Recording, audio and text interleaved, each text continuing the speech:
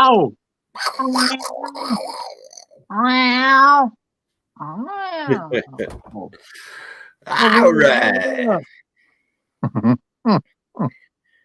Welcome in to another edition of the Boar's Nest. Hey, everybody.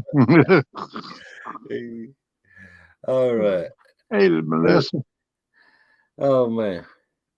Let's start out by calling the names out who's chatted so far. We got Joe Ziegler in the house. Nope.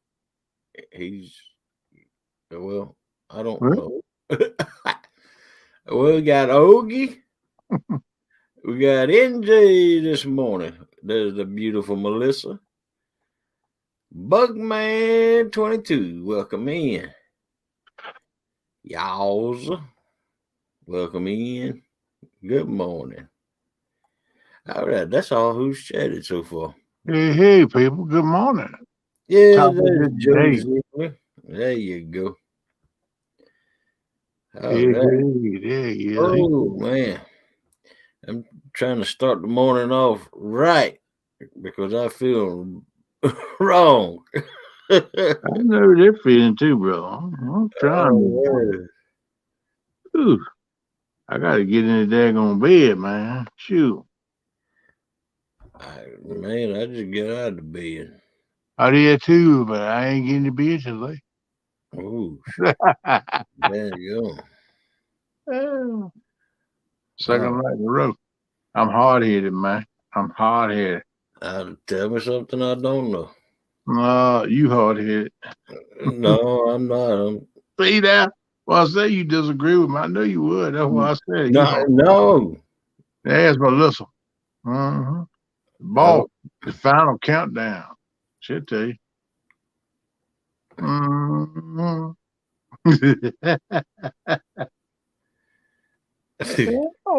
said NJ's close. The little dog barked at something. I heard that now. Oh, man. Oh,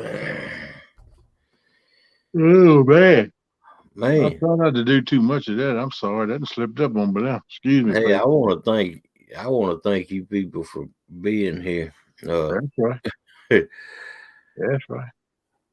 Y'all all get up just to watch the Boar's Nest. I mean, that's amazing to me. It is to me too, man. It's pretty cool.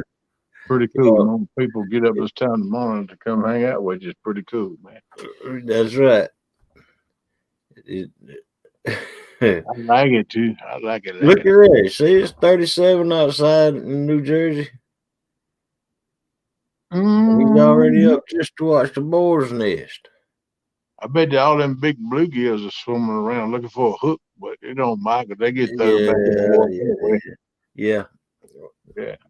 They man, they don't have to worry. Bluegill got a good life up by New Jersey, man. Yeah. They get a free meal, get a free ride, zip line ride, and then throw it back in the water. Kaploot. Yep. Yep, they got it made up there. Oh, look at there. Nightbot says we're 63 in Albany, 5 mile per hour winds, and it's 87% humidity. Yeah, it's supposed to be cool the next day or two and get some rain, gonna warm up a little bit, and then warm up some more after that, I think. You know what I wish that Nightbot would say in the weather? I wish he'd say that barometric pressure also. Yeah, I wish he did too. Hey, Brandon, what's up, man? Welcome here, Brandon. I want to order me one of them log books that Cat Claws sells, where you log your trip that day, the weather conditions, the fish you caught, and barometric pressure and all that. I want to keep a log. I want to start keeping a log every day I fish and compare it, see which days are good days and what the weather was and all that good stuff, if it had a front coming in or not, all that kind of stuff, Look at there. How does Knucklehead get a link around these parts? Time to run now. You just wait right there. I got to go. He wouldn't come see me, but he'll come see you. I got to go. I just messing with him. He been busy. He been busy. Come on up here, boy. Talk to us this morning. Pin that message up there to the top. There Mr. Bacon International. There you go. All right. There you go, Mark. That's how. Fishing with Steve Mosley. Welcome in. What's up, Steve? How you doing, bud? Good morning, strangers. Good morning to you, Mark. Hey, I've seen this dude before. What's going on? He lost. It is 30 degrees outside. He went and took a trash out in his underwear. Now he coming back trying to get warm. I may be sitting in my underwear right now. I won't tell. Oh. Good morning, everybody. Good morning, Hogleg. What's up, Kenneth? I see Bugman and Jay. There's Miss mèLîSSà. Big hugs go out to her. There's Steve Mosley, Joe Ziegler. I think I got everybody I can see on the screen. Yep, I think so. So what's up, man? How you doing this morning? My night's almost up. I figured I'd come up and say hello for a little bit. I didn't feel like typing everybody. I've been trying to sleep like a normal person. I wanted to go fishing in the morning. That ain't going to happen. It's going to be 30 degrees at 7 a.m. I ain't going. Yeah. Good morning, 217. Welcome in. There's another fellow Illinoisan, 217. What's going on? What's going on, buddy? I was going to go try for some perch. But then I'm like, nah, I'll go bluegill fishing tomorrow. I'll start getting some bait. What's up, Yoser? I'll go bait fishing at the pond tomorrow. That's about it. I thank you. Oh, I can't. All right, there you go. Every time I touch it, I bring it back. Me and Lyle do that all the time. Oh, man. I couldn't get it off my finger. I kept wanting to stay blue. I like, good Lord. Yeah, that oh, NJ, man. Oh, man. I got a he hurt our feelings the last 2 mornings, you know, Mark. Why? What happened? Motive once, man. I don't know what I'll tell you now, man. It's worse than he was, you know, towards the end of the show, at the end of the show, he goes to fish on a bridge, right? And he goes to bait fish on a bridge, and he's trying to catch brim, and he catches about 10 of them, hand size. Big ones, huh? And he throws them back. Oh, my God. You see what happens? The little ones. See what that New Jersey pizza will do to your mind. It'll mess it up. How dare he do that? That's worse than cooking with bacon right there. I don't care what nobody says. Good though. What's wrong with you, Mark? Welcome to Fishing Frustrations. Did it twice too, what I mean. Did it one morning and did it yesterday morning too, and grinned when he done it. Like, yeah. What's up, Ogie? Yeah. He just don't want to clean. Let me guess. He doesn't like fish. I don't know what he said. It's too big. I remember him cooking it a couple times. I remember him cooking catfish one time and salmon another time. Hey, Fishing Frustrations, welcome in, bud. I used to like salmon, and I'm not the biggest fan of it that much anymore. Oh man, I curb on some salmon. Oh yeah. My mom used to make them salmon patties. Those were good. Oh man, yeah, I still like him, man. I'll cook him. I'm very due for something. Thank you. I'm gonna have to go get me a can today. Catfish is all right. Crappie and perch and walleye are my favorite.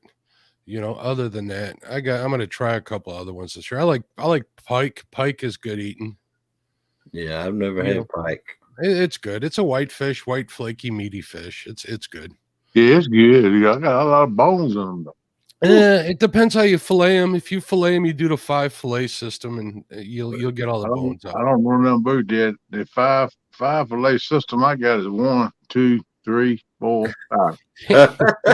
You cut the top of the back off, and then you go below the Y bones, and you cut that bottom off like the belly almost. And you stop like right above the vent. That's a nice way of saying the poop chute. And then you leave like a half inch to an inch of gap right there, and you cut behind it, and you get the 2 rear fillets out of there, and you just went around all the bones out of pike. Hey man, you need to do a video of that sometime. I'm not that good at it because I don't do it too often, but I've done it before, and I've seen it done a lot when I was a young man. But yeah, somebody probably got it out there at YouTube. Well, I have to giggle at when I go on YouTube and see what. Yeah, it's not too bad. I do a 4-step fillet method. What I do is I lay the fish on the thing, and I go right behind the head where that bone is, and I cut down, and I go all the way to the tail, and then I flip it over. That's how you use the power equipment there. Yeah, that's how I do my crappie usually when I'm using an electric fillet knife. But yeah, I'm trying to stop using electric fillet knife unless I got a whole bunch of fish, like more than 15. Yeah, you get better looking and bigger fillets if you use a regular fillet knife. It yeah, takes a while. I agree. It takes a while, but you'd end up not cutting into the rib cage. It's not as messy, and you get around that rib cage nice and tight, and you get a little more of that belly meat on that crappie. Now you talking good meat too. That belly meat. But you got to have. I bring my knife sharpener out there with me, and I'm constantly sharpening it because the sharper the knife is, the easier it is. Other than that, it's a nightmare if you got a dull knife. So. Man, you got a dull knife, it'll work you to death. You got to watch your fingers too. I've cut myself a couple of times, and I can't use one of them fillet gloves because I just can't get a grip on them fish. That's why Aaron Catfish Regulators cut himself. He had a dull knife. That could be it too, Yeah. A dull knife cut you quicker than a sharp one, believe me. It'll get you. You got to exert too much pressure, and when you got all that pressure, you're gonna push that blade right into your hand. That's right. Yeah. Hold on a second. I gotta get my back scratcher going here. I won't make you guys watch me scratch my back. Oh man, don't good Lord, don't start that, man. I'll be back. My leg is shaking like a puppy dog. Does it hit the tickler spot? Oh, that was good for me. Was it good for all you guys? I ain't lying, man. I like a good back scratching now. Good Lord, I'll roll over and play deal for that. Hey, Stephen Corley, what's up, buddy? Welcome in, Stephen C. What's up, Stephen? How you doing, bud? Good morning. How you doing this morning, bro? Hope you're doing all right. You at work taking a break, or you off tonight? Yeah, I think he's going to get off on Thursday night. I thought what he said he'd be off for a week or something. Ain't that what he was saying? Yeah, he's going on vacation, going to Alabama with a banjo on my knee. And he talking about he might go fishing. He going to Alabama and ain't going fishing. He done fell bumpy head. He need to go fishing while they're there. Be going to Alabama. Having a little bite of leftovers. Ain't nothing wrong with leftovers, my friend. Man, leftovers is the reason I'm living today. I like leftovers. Leftovers are good. Heck yeah. But I cook some around here. I keep munching on it till it's gone. I usually cook enough to have leftovers on purpose, so I ain't got to cook twice. That's right. Yeah. Melissa don't know how to cook for just me and her, or her and me, and so she always cooks big meals, and she piles my plate up we got like a them corning dishes. Mm-hmm. You know how big they are. She piles it up on my plate. You don't complain though, do you? Oh no, heck no. Yeah, you're a lucky man. And man, he keep his mouth shut till he go to grunting every time his elbow bend. I eat that plate. I eat that plate and I'm full. I'm over full, right? So there's enough for leftovers 2 more times the way she cooks. Nothing wrong with that, man. There ain't nothing wrong with that. That's the way I like to cook. Who's got a cricket in their room? That's his phone. Every time he get a text or incoming message or something. Yeah. I was gonna say I'm sorry. We were supposed to be saying that was the cricket. That was the cricket got loose. It ain't warm enough here for crickets yet. Usually I got to worry about ants by now. We always get ants in the spring, but not this year. Yeah, wow. Man, we had a beautiful day yesterday. They're there cutting my grass. Man, I just soaking up that sun again. I had sun for a little while. Then it got real cloudy. I said, man, today the wind won't hardly move. You see the leaves just wiggle a little bit like that. I said, man, today's a beautiful day to be fishing. But I didn't get out there. I'm going to try to get out there today. I got a few spots I got to go check, see if I got a phone signal. And if I do, I'm in business. I'm in business for the tournament Sunday. I started getting ready for the camping trip, and I forgot how much I hate packing for camping. It's ridiculous. Oh, it's a lot of work, man. And the thing of it is, when you get back home, you got to unpack all of it. It ain't just it. I'm going to pack. I know I'm going to pack all this garbage up. I ain't going to use but half of it, if that. And what you really need, you say, man, I forgot. And then I guarantee you'll get there and you'll find something you didn't bring. Yep. The hello Walmart. Googling Walmart. Yes, sir. Every time you think about it, and right when you get done packing and setting up, you're like, "Oh man, I forgot to get it." Oh, that's one of the things you need the most. I do it every time. Yep. I like to camp, but I guess I like them modern camping. I like to get them little cabins or try to get a camp or something. You like that glamping. Yeah, the glamour end of it, man. Mm-hmm. I don't walk around wearing no furs or nothing, though. You know, I don't wear that for. Melissa got a cold or something right now. Could not sleep, coughing and blowing, feeling punk. Allergies. What does she mean by punk? Is that a Southern word for not well? Yeah. Feeling allergies, girl. Allergies. That's what they've been messing with me the last couple of days too. Yeah, that's what I think it is hers. She just hold on. She just called us three old hens. What's that's all about? I don't know. I don't see what y'all two up at an old hen.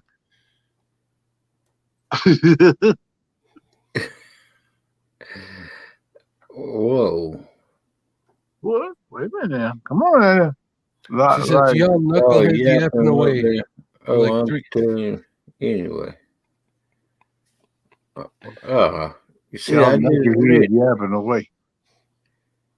Well, ain't no worse than when a bunch of women get together, Catky. You want to talk with us, call us hens. So you already admitting to it. Joseph says I'm like that after a gallon of Guinness.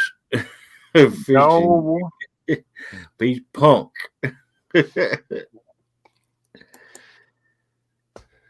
I like Guinness. Stephen Coley said one of my operators likes to cook, so I give him $20 and he'll bring a dish that will last for days. Wow. Sweet, man. Yeah. You ain't got to cook it. All you got to do is eat. Shoot, boy. You got him spoiled.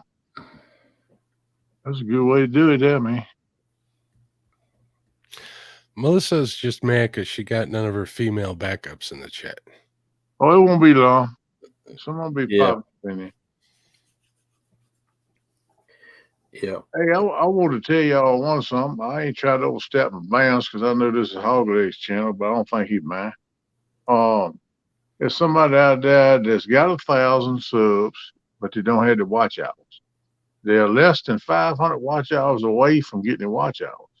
And that's Hot Mess Fishing, mèLîSSà Barnes.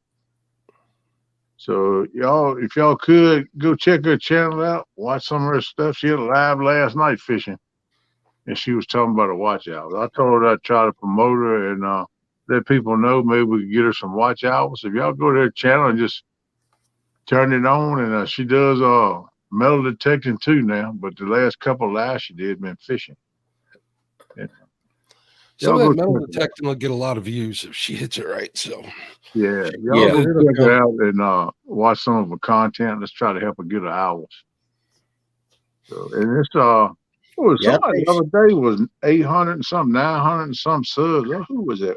I said I was gonna shout them out because they daggone close to being at 1,000. I forgot who it was now. Forgive me. Isn't it like Fish Shizzle?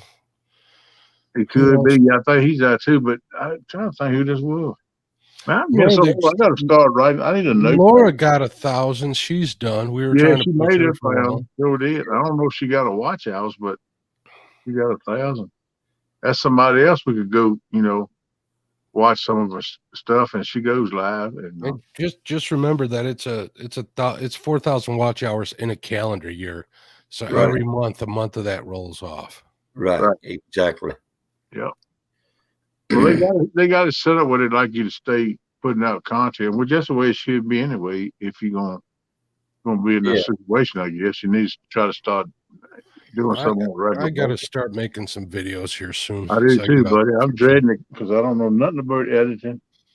It's a lot of work. Yeah, I know it is, but I got a lot of places I can fish that's good fishing that I can't get a phone signal to go live. So I'm gonna make some videos with it. And that's why I like doing lives, you know. Yeah. I don't mind doing lives. I don't mind doing short lives. I can't do like a 5-hour fishing when I've done them in the past. It's just what I do is, so far I've been doing the lives, and then I'll bring the live back, and I'll cut sections out of it, and I'll put little shorts out there. What's hot right now? They said them shorts are hot. I don't have any. And well, I don't mean shorts. I mean short videos. Of where the action was. Like pulling a hook or the turtle's foot, stuff like that. Yeah. I got you. Sweet. and showing my great form. If y'all haven't went to my 58-second I Have Faith in my Uncle Lou's rods, go back and look at how my form is on that. Now that's how you should fish from the bank. Look at my knees are bent back, and I'm leaning back into it, and I'm reeling, and the rod is bowed out way. You got the form, baby. That's how it's supposed to look. Work it, baby. Work it. There's Alicia right there. Hey, girl. What's up, Alicia? How you doing? Thank you, kid. If I have y'all playing as I'm laying down to sleep, like I've done so many times. So, thank you, dear. Appreciate you leaving us playing. Yeah, I think a lot of Alicia. She does good. That girl can fish. She turned the panfish up, man. She catch fish too. So y'all go check her out. Plus, she does a metal detector. Hey, she raised the trunk yesterday. She got all kind of stuff in there she done found. I mean, a pile of stuff. I said, good Lord. Nothing else you could get good money for scrap. Those metal detecting videos, I can think of some titles that are like kind of fishy, but not, you know what I mean? That'll get people's attention. That's it. You get them with the thumbnail and with the title. You got to say, hey, what is this guy talking about? Let's see what this means. And so there you go. Hot Mess, look out, you might have a video production guy in the process. Like what you see them videos. what lies beneath the spillway? I caught this monster under the spillway. I put my bait in a 70-foot hole, and what did I catch? Hey, I heard that one. Hey, that got a lot of attention. A lot of people use that after Kevin did. That video got him a lot of subs and a lot of views. Yeah, he did. That's like prime example of how you want to name your videos. He was thinking when he come up with that. It's pretty cool though. But yeah, man, this a lot of good content out there, man. I'm so far behind. I don't know if I ever catch up. A lot of people putting out content, and I said, man, I got to go watch that. It's just a pile of them. That's one reason I ain't slept the last couple of days. I'm trying to catch up a little bit, but I'm not doing too good with it. I'll be honest. Stephen Corley says, I know young people like 1 to 2 minute videos, but I like a good 30-minute production. The shorter the video it is, the easier it is to keep people's attention for that period of time. Yeah. To keep somebody, engaged for a full length video is not easy. No, you gotta have a lot of action in there to do it. I know one time, back when I was in the reseller group, they do the unboxings where they go out and they buy storage units, and then they make videos of unboxing. And there was one particular guy, and he must know what he's talking about. He's his name is Jeremy Hales. What the Hales? And he lives in Worcestershire, Ohio. He's already at what mèLîSSà? He's probably bumping 600,000, and he hadn't been in it but like 4 years, 4 or 5 years.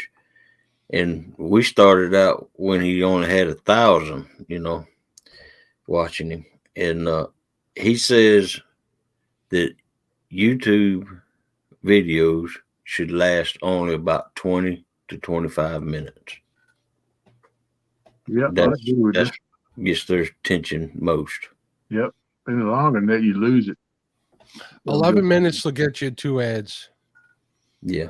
If you can keep them for that long. Oh, you talking about ads? No, I'm getting to where you're going. A 22 minutes of video is how long a production video on TV is for a half-hour video. Right. That's why that 22 minutes fits right. But I'm gonna say something about ads. NJ.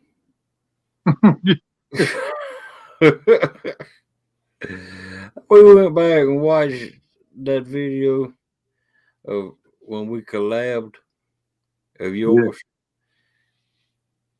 And about every minute there was a friggin' ad. Yeah. He has a lot of ads. Yeah, he that's does. good for him. A few more pennies, cha-ching, cha-ching. Yeah, he get paid a whole 8 cents for that video. Yeah. Right.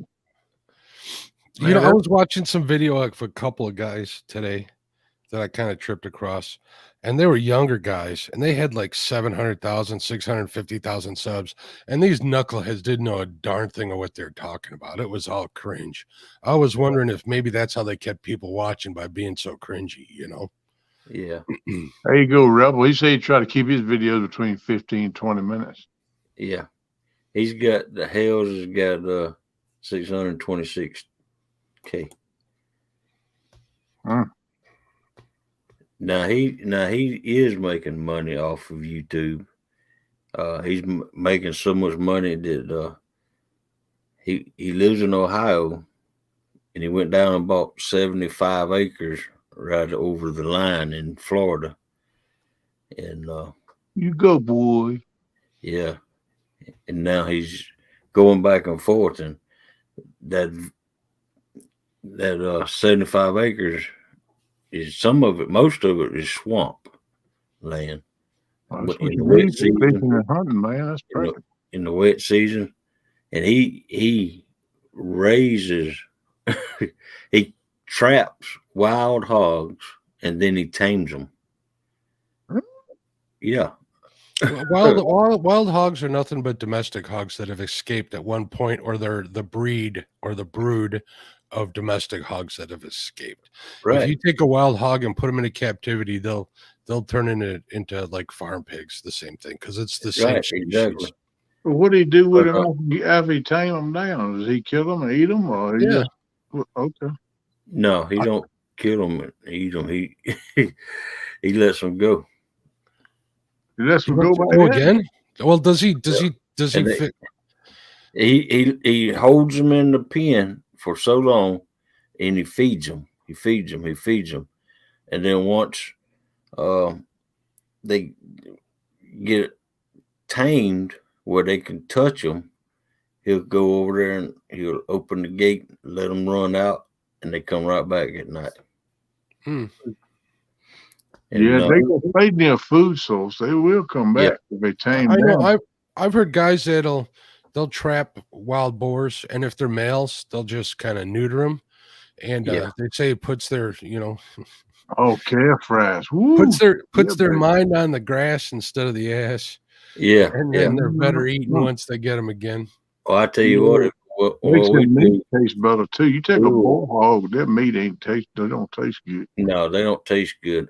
What we do is we just never mind. Come on, let's hear it, man. Calf fries. Don't tease us. Y'all got to remember we're on a pecan farm hunting hogs, right? And our job is to eliminate the hogs. How you get her down hunt with all them pecans sitting around? They got swampy areas. You know what it is. They got swampy areas around. He's like, huh? They hang out in the swamps, you know, and then come up and tear the ground up and make it rough on the tractors, and peanuts fall down in the grooves, and you know. They feed on them. There's farmers out there to get like prime money on hogs. They feed on nuts and acorns. Oh yeah, it's a protein, it's a fat. It makes them grow good again. It makes them taste different too. Oh yeah, it does. It does. And so we just eliminate all of them, you know. The smaller ones we'll eat, we'll save or give away or bring them home and eat, you know, 100 pounds or less, either sex. And then once, if it's a female hog, you know, 150 pounds. But we leave all the boars on the ground right where they fall. See what Stephen Corley said? Stephen Corley said he got them Eurasian Russian hogs. They don't tame down. They what we mainly have down here. Yeah, I don't know how many there are, but yeah, and that guy Jeremy from What the Hells, on that land, he's got a creek that dries up in the dry season. You know, it goes down real low. And him and some other guys and his partner, he's got a female partner, you know, he's been with her ever since the show started. But they went out looking for shark teeth in that, and they found a megalodon bone jaw. That's some money right there. Yeah. And so he's got money, you know. that probably paid for that land right there. That find. Some people got it. I don't even know what it is. If one smacked me upside the head, I wouldn't know. They don't exist no more. Dinosaurs. Yeah. All right, hey, I'll be right back. I got to check my chupacabra trap. Get out the donut. All right. Don't be getting up in them donuts. Yeah. How did you know? I know you like a book. His girlfriend is named George. She's Egyptian. Everybody in her family is named George. An Egyptian lady. Intriguing. Yeah. I bet she can charm them snakes too. Well, when the show first started out, he was with a blonde woman. Okay. But she was very very mean. She was a mean woman. And yeah. What you said the name of the channel was? What the Hells? What the Hells? I gotta go check it out. Check it out. He makes a lot of videos down on that land in Florida. You'll get a kick out of it, you know. Yeah, I'll go check it out, man. Sounds like something I'd be interested in. I'd go see him. Yeah. Look at his video, join his family, see what's going on. Send me some wild hog. Yeah. No, he don't believe in eating. Man, they raise chickens and they don't do nothing with the chickens. I mean, they eat the eggs, don't they? Yeah, they eat eggs. Heck yeah.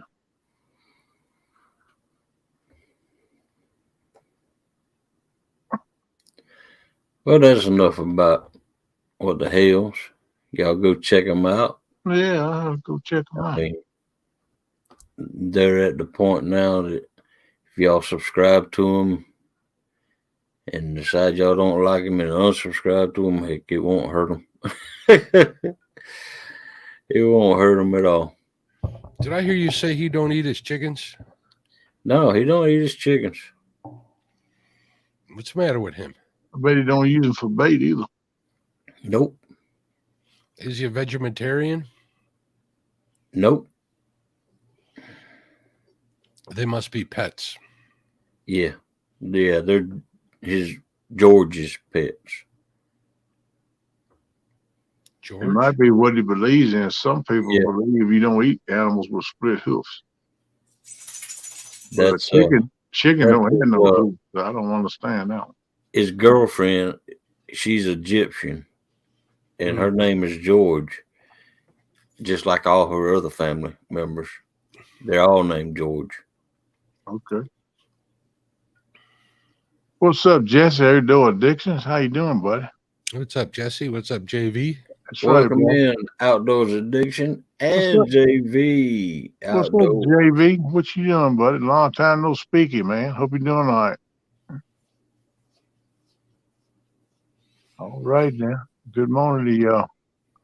Looks like we've been blessed with another day, people. Don't forget to thank him for it. Woo woo. Oh, yeah. Already No, had like 3 times this morning. Me and my partner, we have trapped a bunch of little pigs, and we give them away to people who want them. And we gave them one to a couple. They done the same thing. They had a fenced-in yard, and they took it and they put it in that fenced-in backyard, and they fed it, and now it's a pet. They don't have to worry about cutting the grass either, because I'm sure he keeps it overturned. Yeah, chickens and pigs and cows, they taste too darn good. Oh yeah, that's right, man. Yeah. Now them little ones, they're good. They're good to put on the barbecue. Make them. Do you ever hear something called a racing pig, where they're laying on their bellies with their hooves in front of them? It looks like they're running a race.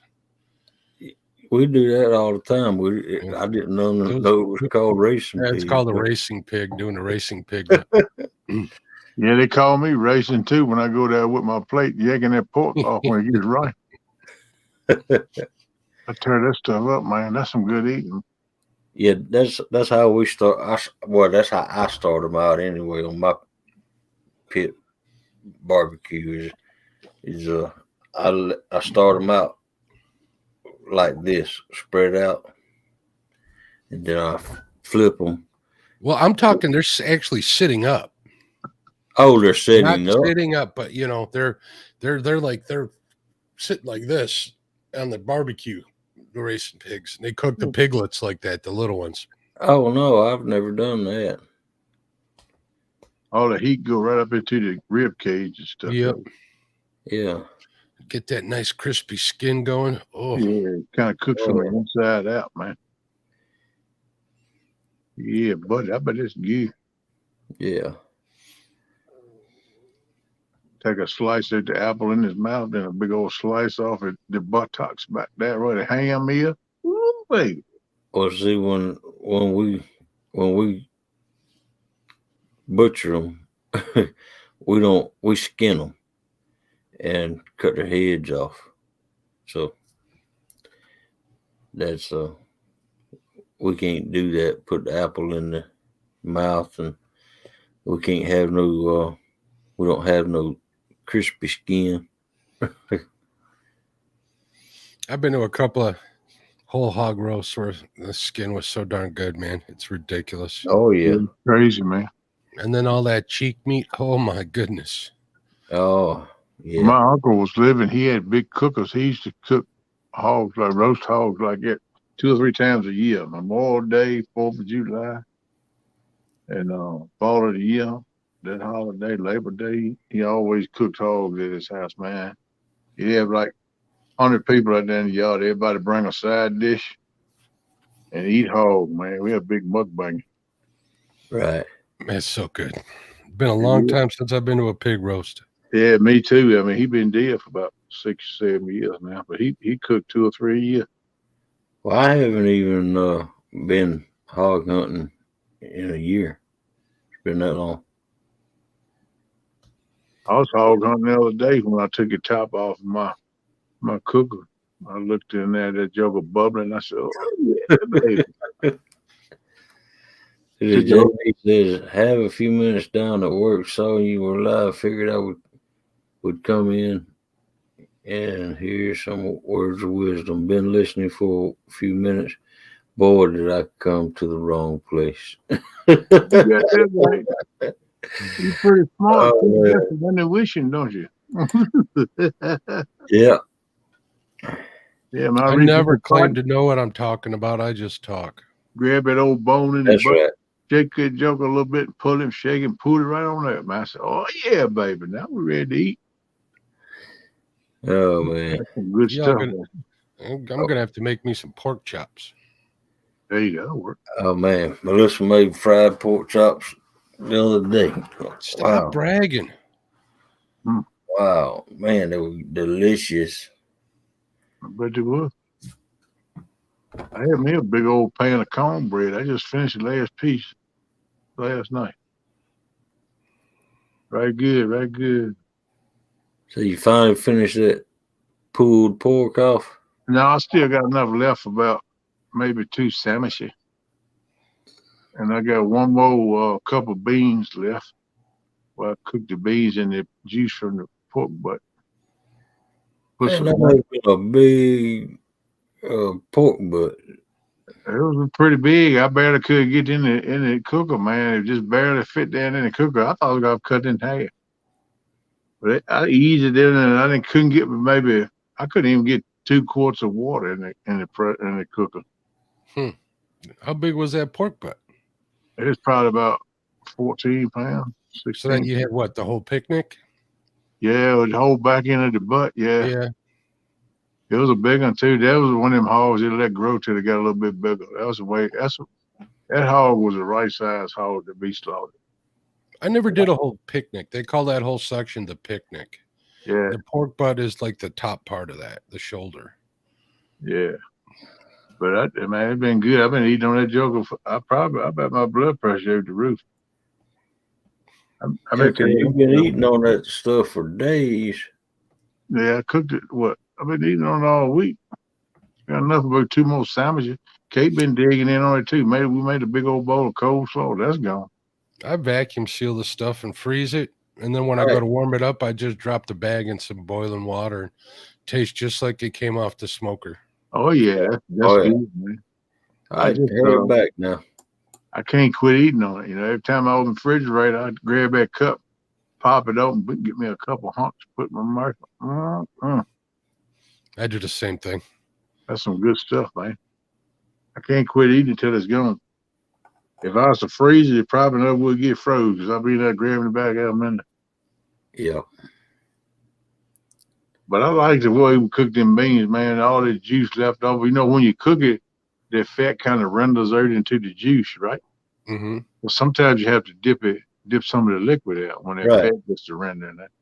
And man, I took the juice in there and poured them pinto bag of pinto beans in there and a half a bag of lentils and let it simmer on low for about a day. Man, you say you put lemons in there? Lentils. Oh, lentils. Okay. Yeah, half a bag of lentils and a pound bag of pinto beans. And let them cook together. You tell me something good. Man, it was so good. And we Caitlin fixed a roast, I think last week. She had some of it shredded up that she was gonna freeze. And we took it and threw it over there with the beans too. So it's kind of like bean hash, man. It went pretty good with the pork and the cornbread. Yeah. Big old glob of coleslaw. Man, I like to hurt myself. I had to stop. Sometimes just push the plate away and catch my breath. I ain't lying, brother. I'll take a nap halfway through a meal like that. I ain't lying. I was working on it, boy. I love that stuff. Oh, wow. I got the one of my next projects is get with Char Grill and get me another ash pan because I got to go back doing some barbecuing again. I want to do some ribs. Yeah, I got a pack of ribs out there now. Mm-hmm. I got some in the freezer. I'll buy them whenever they're on sale. There you go. That's the way I buy my meat. I look to see when they got them on sale. I buy spare ribs, the whole rib, you know, with and then I buy them in 3-packs. You know, when you buy them in packs, it come 3 ribs. And what I do is I make St. Louis style ribs out of them. I cut them down and take the rib tips off of them, shape them up. And then I'll use that other meat. I'll go ahead and cook that other meat on the smoker too. But then I'll either use it in my beans or we'll freeze it like you said, Mark. And and then use it. I'll throw them on the smoker with the other stuff on the hot side, and I'll be snacking on that until the rest of the food's done. Yep. Yeah, that's why I don't get far away from the grill because I always got a little something I'm pulling on and chewing on. Yeah, that's the advantage.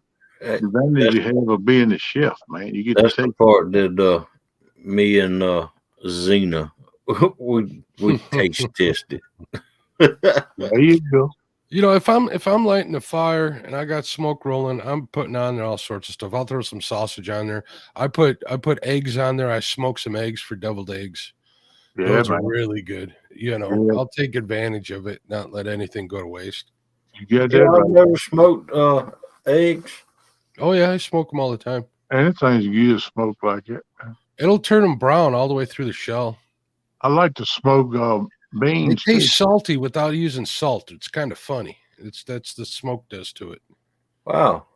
They make a heck of good deviled eggs. I need to try that next time. It depends on how hot your smoker runs. This is what I did like the first time. Mine take about 40 minutes on a smoker, right? If I put them on the one side. But what you do is after put let's say you want 6 eggs, right? Put 9 on there. After like 20 minutes, take one off, peel it, check it. When they're done, they're done. Because if you overcook them, you're going to get that little line of blue or green, whatever color that is, between the white and the yolk. That means you overcooked them. Right. So you want to get an idea of where to stop the eggs. And that's the best way to do it.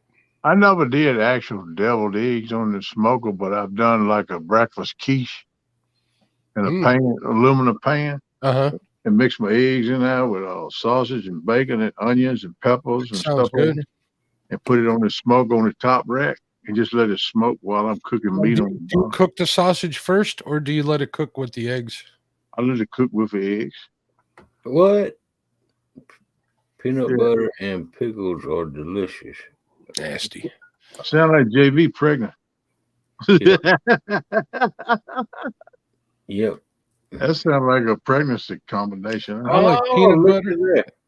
I like peanut butter and I like pickles. Amanda.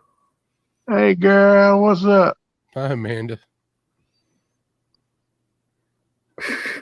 He mentioned PB and pickles and she come out of the woodwork. Melissa said she loves pickles and ice cream. What? 30 years ago. Oh, yeah, when she was pregnant. Welcome in, Amanda. How you doing, man? A long time no see. Ain't seen JV in a while. Good to see y'all this morning. Yeah. Hey, what's up? They're slumming tonight. Yeah.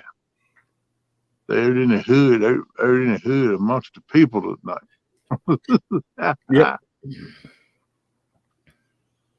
Yeah, she's supposed to be coming over here, and her and JV gonna get all hooked up now. That's what I'm talking about. Getting back to the smoker, I have a offset type smoker, and you build your fire in the offset part, and I took and put a turkey cooker burner, propane burner in there. in where the smoker party is. And I got this big old cast iron pipe cap. I don't know where I got it from. But it's heavy. And what I do is I hook my propane line to that, and then I turn gas on and light the fire, and then I take wood chips and put it in that big cast iron thing that I got sitting right on the burner, and that's my way of having a set it and forget it. But it takes a long time to get that grill or get a smoker to 225 to 250. It takes a long time doing that. Stick burners are notorious for having a lot of what's the word I'm looking for? Convection. There's a lot of draft going through there. So getting that whole smoker up to temp and keeping it there is the hard part with a stick burner. Right. My smoker, I don't have a separate file box. I keep my file under the meat. Also, it would be a little easier if you were using like charcoal with wood combination like that. That's what I do a lot. You don't have that bed of coals in the bottom of the smoker to keep things warm, you know. Yeah. And most time I put the fire on one end and the meat on the other, and near the flue, and I let the smoke come through the meat and there's the flue. Well, that's the idea. But I don't have a separate propane. Propane, you know, I have constant flame under it, and that big cast iron cap holds heat. Because welcome in, Stephen. How are y'all doing? What's up? And so I just got to get that cast iron hot, and then I turn the gas back down very low. But then the wood is a heat source too. It's in that big cast iron. So that's why it takes a long time for me to. Well, I'm gonna tell you one something. You cook low and slow is the way to cook. When you cook it like that, it takes a long time. Yeah, that's a good eat, man. Low and slow is the way to go. It'd be just as tender. It'll fall off the bone. Oh yeah. Consistency and clean smoke will get you good barbecue. Consistent temperature and clean smoke will get you good barbecue. Right. You need a little swing in that temperature, like 15 to 20 degrees up and down. That's totally normal. That helps the meat expand and contract. Kind of helps you get through that crutch, not the crutch, but the stall, I should say. It helps run the fat out too. Yeah, there's stuff. It's an art. It's not even a science. Yeah, it's a game, man. Some people's better at it than others. You can tell too by the end product. Yeah, that's what I want. 217. I want a pellet smoker. I have a pellet smoker. It works pretty good. My brother-in-law has one. It works. It works really well. It's pretty much set it and forget it. It'll cook a lot faster than like my old stick burner used to. I got a Weber Smoky Mountain that I use too. I don't mind cooking on that, but it's a lot of heavy smoke, and the wife doesn't like heavy smoke on it. And I do. So I had one of those smokers. It's one of the round uprights that has the steamer tray in the middle. You put your charcoals and pellets at the bottom. It does real good, but you got to make sure it doesn't run out of water. Right. If it runs out of water, it'd be like cardboard. Well, I'm not a big believer that water. I'm not that big of a believer that water does anything more than be a heat sink in a smoker. It'll hold temperature and it'll help keep us temperature steady. I don't think that the smoke carries enough moisture to actually get into the meat. I mean, you can wet brine your meat for 3 days before, and unless you got some sort of salt or pickling agents in there, like if you're making a pastrami or something or a corned beef, it's not going to make a difference. Having a little steam in your smoker won't either. Yeah. You know, I've read like countless articles that people argue back and forth. The one guy that owns Yoder smokers, he kind of convinced me that it really doesn't make a difference. But then, you know, it don't hurt either way. So it's like using that fishing reel and that rod and reel that gives you that confidence. Right. It's all about everybody just do what they like to do, you know. Yeah, do what you like to do. Do what you think works for you. You know, it's just cooking, man. It's just heat and smoke. That's all it is. That's right. What's up, Chris? Chris? Indiana Chris. He says he's got a Brinkman bullet smoker. Yeah, the Weber Smoky Mountain's got it too. Yeah, mine does. I've tried everything. I've filled it. Usually I'll fill it with water just so the grease doesn't flare up and catch on fire. I've even had it full of sand, and that would work as a heat sink too. And I really couldn't tell the difference in the moisture content of, let's say, a brisket or a pork butt. So if you cook it low and slow, it's gonna hold some moisture and grease. I'll take it out totally, and I'll do a direct fire, like a grill. I'll throw a chicken or something on there, get that temp up to like 350, so I got crispy skin going on it. And all that fat dripping right on the coals gives it a totally different flavor profile. Yep. So. Yeah, that's the way I cook. I got one of them char grillers, a mini barrel with a stack on it. Mm-hmm. And I don't have a separate fire box. My fire is always up under my grates, but I keep it low, 253. Or sometimes, like you said, when I first put it on, I might vamp it up for a little bit for like an hour or two, then I'll bring it back down and keep it low and slow. I do that just to get rid of any spider webs and creepy crawlies that have been crawling around in there in the backyard. Yeah, I try to get them all up to like 350 and keep it there for at least an hour. Yeah, they're good flavor crystals too. Yeah, I have been known my stack on my offset burner is about that big around, and it's just big enough that sometimes I shove a aluminum Coke can or beer can or whatever I got down in that stack, and just to keep the heat in, that seems to work sometimes too. And then sometimes I just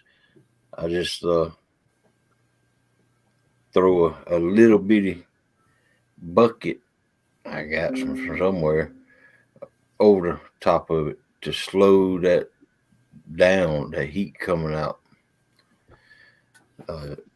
If you're having a hard time with heat, you want to add more fuel.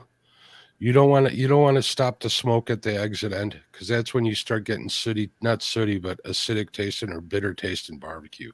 Right. You want that smoke to travel through there. If you're having a problem keeping heat, you want to do it you want to control that at the ass end with more fuel or something, or even, it's going to sound kind of funny, but you're going to want to get more oxygen in there too. That'll help it too. Yeah. Make it hotter. The oxygen make it catch up more. Yep. I love to see that flow coming at the stack and going on across the yard and all in the woods, and neighbors come by, they be calling, man, what you cooking? Yeah, it smell good. JV says I always baste my pork ever so often to keep it moist, apple cider. Yeah, I do that too. Nothing wrong with basting it. Yeah. No. Welcome in. Good mop sauce. I like using apple cider vinegar or regular vinegar. I'll throw a bunch of spices in there and some lemon and some hot sauce in there. That usually does it. There you go. That's a good way to do it now. You want to keep any sugars out of your mop sauce because that'll burn on the meat. I don't like sugar and nothing I'm cooking with. If you're gonna sauce anything, do it after the fact or do it the last half an hour. Right. Yeah, I'm gonna kind of pull it out at it rest, and I put some sauce on it after it rests a little bit. I make apple juice. I mix apple juice, vinegar, and water together in a spray bottle. And I'll spritz it about every 30 minutes. Nothing wrong with that. There's a difference between smoking, barbecuing, and grilling. And in certain parts of the country, they call everything barbecuing. But then you get into other parts of the country, they're very specific. Everything a Coke. Do what? It's like calling everything a Coke. It is what it is. Mm-hmm. You know, hey, it's like people who what's say wrong with calling pecan. everything a Coke? It's like people who call things pecans. You don't I put knew pecans something was in coming. your I Coke. just didn't know what it was. You don't put Pecan is something you take on a trip with you. Put peanuts in them. I was about to say, ask how could he hunt all them wild hogs when he walk around all them pecans out there? Who all puts peanuts in their Coke? Oh, I haven't done that in years, but Never- when I was never a kid, tried I it. would do that. I used to do it when I was little all the time when they had them regular 6.5 ounce bottle of Cokes. Yeah, that's the best ones. Yeah, get that pack of Tom's peanuts and pour in the top of it. Hey, yeah, man. I can't drink regular Coke anymore. It's like drinking maple syrup to me. It's so darn sweet. I can't handle it. I don't drink no regular drinks no more. I very don't drink Coke anymore. I don't drink many drinks, period. Every once in a while, I might drink one. Yeah, JV, I got a pecan in my boat too. That's just like I've been telling people. If it's supposed to be pecan, it would have been spelt different. And it was supposed to be crappie, it would have been spelt different. That's the reason it's spelled chocolate. That's the reason I call them specks. That's the reason I call them specks and crappie. There. I grew up calling them specks, though. That's what the old man I fished with. So are you saying it's spelled crap pie? That's closer. That crappie is closer than crappie. No, crappie. that man. Specs, people, specs. Come on now. I call them dinner. Call them whatever you like. Yeah, there you go. Man. I call them good. Yeah, I drink Coke smothered and Jack. I reckon, Stephen, you singing that song Old Susanna, ain't you? Who? You? Old Susanna? Yeah, Old Susanna, don't you call for me. I'm down Alabama with a banjo on my knee. See, I come from Alabama, not I'm going to Alabama. You say you're going down there and spend some time in Alabama, didn't you? Yeah, but the song says I come from Alabama, not I'm going to Alabama. Well, I say I'm going to Alabama. I'm back swamps, man. I change stuff around. You know, Leonard Skinner had a song, Mississippi Boy. Yep, sure did.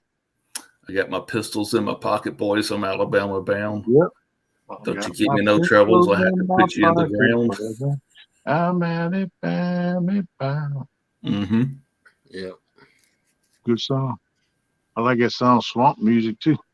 Yeah. Yak Shore. What's up, Yakety Yak? Welcome in, Yak Shore. You on your break? Back on night shift. What's up, Anthony?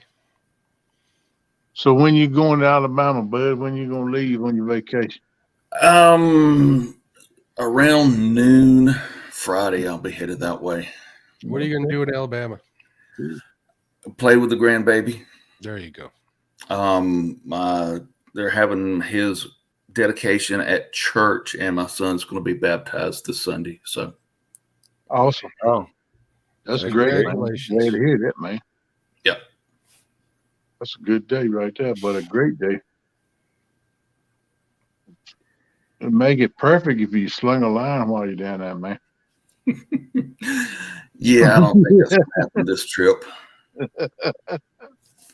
I've been handling you fishing while you're down there, you know. I'd like to see that. Man, like I said, he's literally 10 minutes from the R.L. Harris Reservoir, which is like 13,000 acres. Don't tell me I couldn't go down there and sit on the bank for a couple hours. They just had to get away, man. Nah, I'm going to have that baby in my arms. Yeah, but he's walking now, so I probably won't get to hold him a whole lot. No, they don't like to sit still once they get to walking, but they go to fussing when you touch them then. Take out running. Yeah, I'll sit on the floor and play with them. Yeah, well, That's sitting on the floor. I might have called 922-3366. Come get me up. That's a heavy duty recovery department. Hey, what's today's date? See if it was supposed to be crappie, it would have been spelled like that. Oh, he's still thinking about that thing. Yeah. Scroll up a little bit and read Indiana Chris's comment. I don't want to. I didn't think so. I noticed you right over that. I don't want to. Y'all are above the Mason-Dixon line anyway. So I'm not. You don't say it crappie either, do you? I said specks. Okay. That's decent. That's what I grew up saying, because the old man would taught me how to fish. I was like 6, 7 years old, go with him fishing. He called them specks, because I never forget the first time he called them that. He said, man, I hope his specks are biting today since it's time for him. I said, what do you call a speck? He said, some people call them crappie.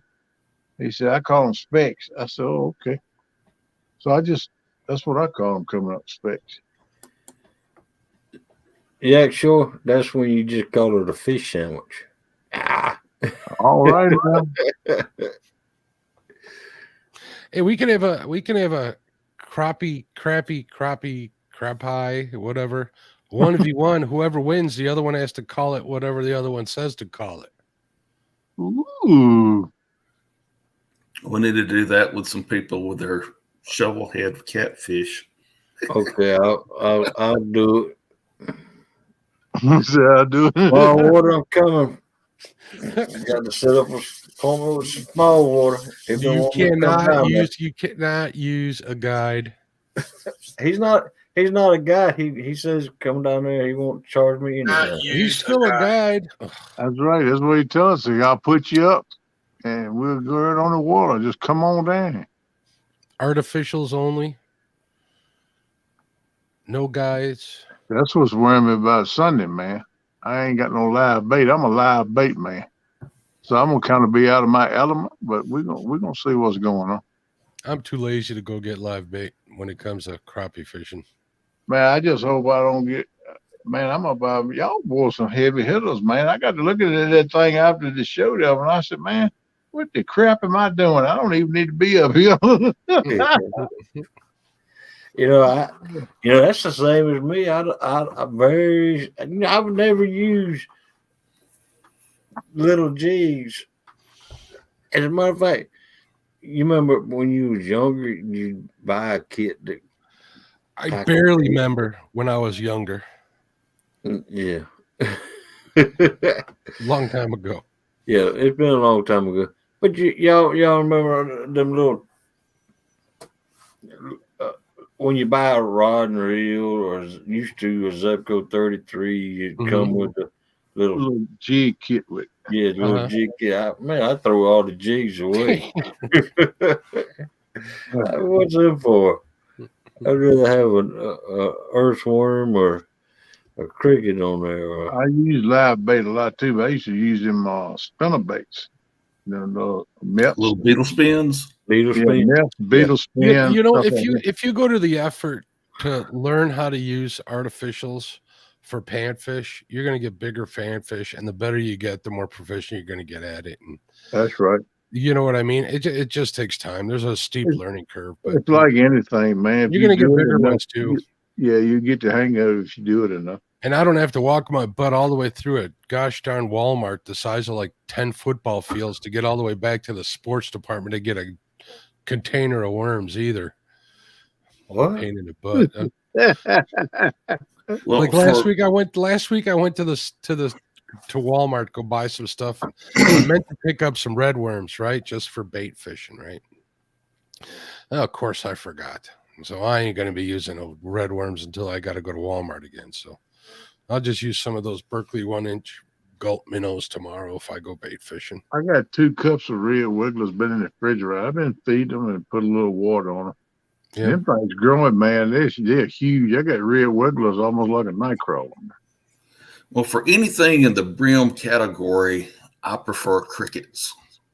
Yeah, I do too. Crickets are good. Grasshoppers are good. You go there and catch your grasshoppers and put them in a jar. Yeah. Nothing, other than like being on the bank and seeing something jumping around, grabbing it and putting that on a hook, I ain't never really used like crickets or anything like that. It's not really common at the bait shop. Sure, you can go to the pet shop and get like lizard food crickets, but oh wow, yeah. NJ paid 10 cents for 50 crickets. That's nothing. To feed his lizard. I pay. You know what the bait shops around here are getting for a cricket now? 5 cents each per cricket. Per cricket. That's another reason why I don't use live bait. If I go to get like fathead minnows for crappie, I'm looking at 3 dozen or 4 dozen for $16, something ridiculous like that.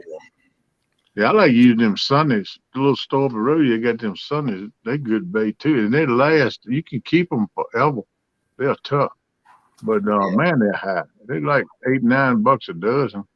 Welcome in, Skipjack Cindy. In the oxbows down here, when the water is falling, let's say the oxbows on the Mississippi River, when it is on a slow fall and the river gauge at Vicksburg hits 25, you can go into the oxbows, and if you took 100 crickets with you, you come out with 98 big bluegill, big 9-10 inch bluegills. Wow, that's some good chewing. But they're only going to be biting for just like that for a few days, and then they cut off. Right. Man, that would be good meals right there. What you talking about? Bluegill, some good fine chewing, buddy. Agreed. Yeah. Now, is it bluegill or is it brim, Hogleg? It's bluegill if their gills are blue, but it's brim. Like you got different kinds of brim. You got yellow belly brim, yellow breasted brim. You got titty brim that's so big you have to hold them up to your titties. and then you got your little bitty brim. So, take your pick. Tony Harrison, I didn't speak to you a few minutes ago, buddy, when you come in. How you doing? I think according to biologists, they are officially bluegill brim, but most everybody calls anything from a bluegill, red ear, red breast. Around here, they're all going to call them brim. You call them a lot of people around here call them even pumpkin seed, everything like that. A lot of people around here call them sunfish. Nobody says brim up here. Nobody. I've never used the word sunfish, and I've never used the word. What was the other word you just said? Pumpkin seed. Now, pumpkin seed is a type of artificial lure. Pumpkin seed is an actual species of panfish. Worm down here. That's right. You can tell them they got them specks like on. They're all brim. We have those in Mississippi, but they're very rare. Yeah. We got you're going to find bluegill, red ear, and red breast a lot more. Yeah. And even the little long ear you're going to find. We got hybrids. We got the pumpkin seeds. We got the regular bluegill. We got red breasts and red ears. And besides the hybrids, we got green sunfish, but that's a little different. Yeah. I tell you, fish I love to catch in one of the lakes where I fish in. I hadn't fished in a while, but they were now. They were prevalent in there. You catch them every time you go. It's a little warmouths, I call them. Yeah, that's what we call goggle eye. That's a good fish, man. They taste good. They chunky. They're not real big. I don't catch much warmouths around here. Yeah. Oh, yeah. I love to catch warmouths. We got them burning things up, and I'd save every one of them. You find them a lot in the farm ponds in South Mississippi. A brim and a bass is what a warmouth is. Yep, it's a crisscross. That means a cross between a speck and a brim. Do you guys have rock bass down there? Oh, yeah. Yeah, we got some. We don't know. Y'all have shoal bass? I'm sorry? No. Yeah, shoal bass. Never heard of them. See? I don't know. We might have them. I don't know if we do or not.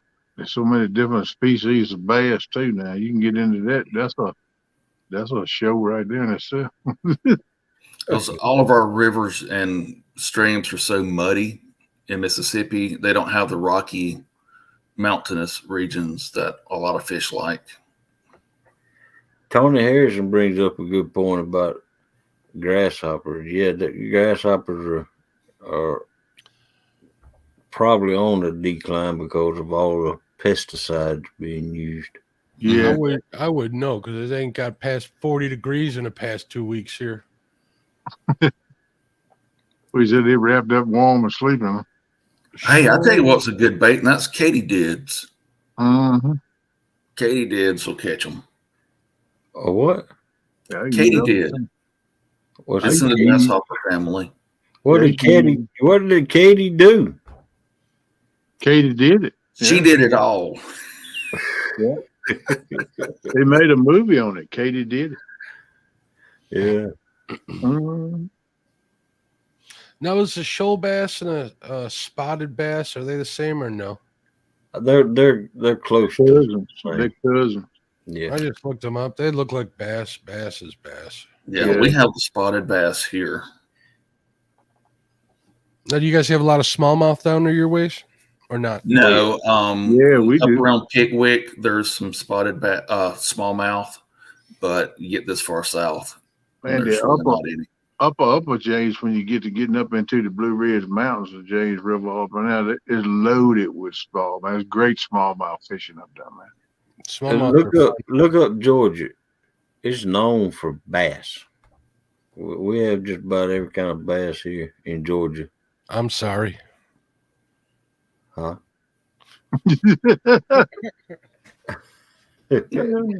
Oh, I take that back. That's good bait. Go Dogs. Yeah, man, they are good bait. They're right good. You fillet one side, put on the hook, the other side, we put on got the grill. so much largemouth here in all these little ponds and stuff. Like I've told you guys before that what's his name? One of the Guggen boys, two of them Guggen boys, they got their start up here in these ponds. You used to see them fishing at these ponds here everywhere. And there's big bass and there's a lot of bass in these ponds. And you got to beat them off with a stick when you're bait fishing sometimes. So we got a lot of bass here too. On the river is where you catch the smallmouth. Now, smallmouth aren't too bad. Yeah. They taste good because they're living in moving water and they live on rocks. They're not living in the weeds. So, right. But we got a season. You can't keep them under 14 inches, and they got to be after June 19th. Don't quote me on that, 12th or 19th, something like that. There's a season for them here on the river. You can't keep them after that. So, right. They fight like the Dickens in that current, though, too. I love smallmouth fishing. I used to go, it's a place called Bremo Bluff, and they got a boat ramp there. It's getting up in the mountains, Blue Ridge. And I used to go up by every year, fish it beside that boat ramp on the bank and catch some smalls and a few cats, too, while I'm there. But it always had good luck when I went about. But it's been a few years. I said I was going this spring, and I ain't done it, so I'm hoping to go by this fall and make a video because I don't have no phone signal about I know. Because last time I went up, my wife was burning my phone up, wondering where I was at. I was up out fishing. I ain't had no phone signal. I ain't never heard nothing. When I got back, got a phone signal, I had like 20-something calls. I'm like, what? I'd like to get me a 20-inch smallmouth for the wall. I think that'd be pretty cool. Catch one and get the measurements. Actually, I stole this. Don't tell nobody. I stole this out of my wife's sewing kit. Uh-huh. I'm taking that to Mendota to measure my 30-pounder, but I'm going to keep this in my bag so I can get good measurements if I ever want to get a mount made. I was fishing the Pearl River here locally a few years ago, and I was throwing a little rooster tail, and I got into some nice spotted bass, and actually got one. It was right around 2 pounds. Yeah, meth spotted bait, good bait, man. A spotted bass. Now, everything in the world will hit a rooster tail. Yeah, that was good. 22 inches, yak sure is a tank. Yeah, yak sure I finally caught a smallmouth last week. First one of 2023. Normally they catch a ton by now. There's bigger ones on Lake Michigan if you go north up past Green Bay. They're way up there, but they're hard to catch. They're all offshore too. You Yeah, gotta catch them on those big 22 inches is pretty good size one. Huh? Yeah, 22 inches is a tank. Yeah, heck yeah. That's a toad. 22 inches is equivalent to like a 30-pound channel cat or a 30-inch walleye. That's one of the magic numbers right there. That's right. Trophy class. A 50-pound flat, 50-pound flathead, 80-pound blue. Says come to Horseshoe Lake here. I always catch at least one smallie over 5 pounds when I go there. I hear you, JB. Like my PB largemouth bass is like 6 pounds 2 ounces, and I caught that crappie fishing. So I kind of don't count it, but it's a big bass though. Yeah. I pulled that out of the water. I'm like, would you look at that? Hey man, I caught one about that size, probably closer to 7 pounds on a fly rod one time. You talking about a fight, man?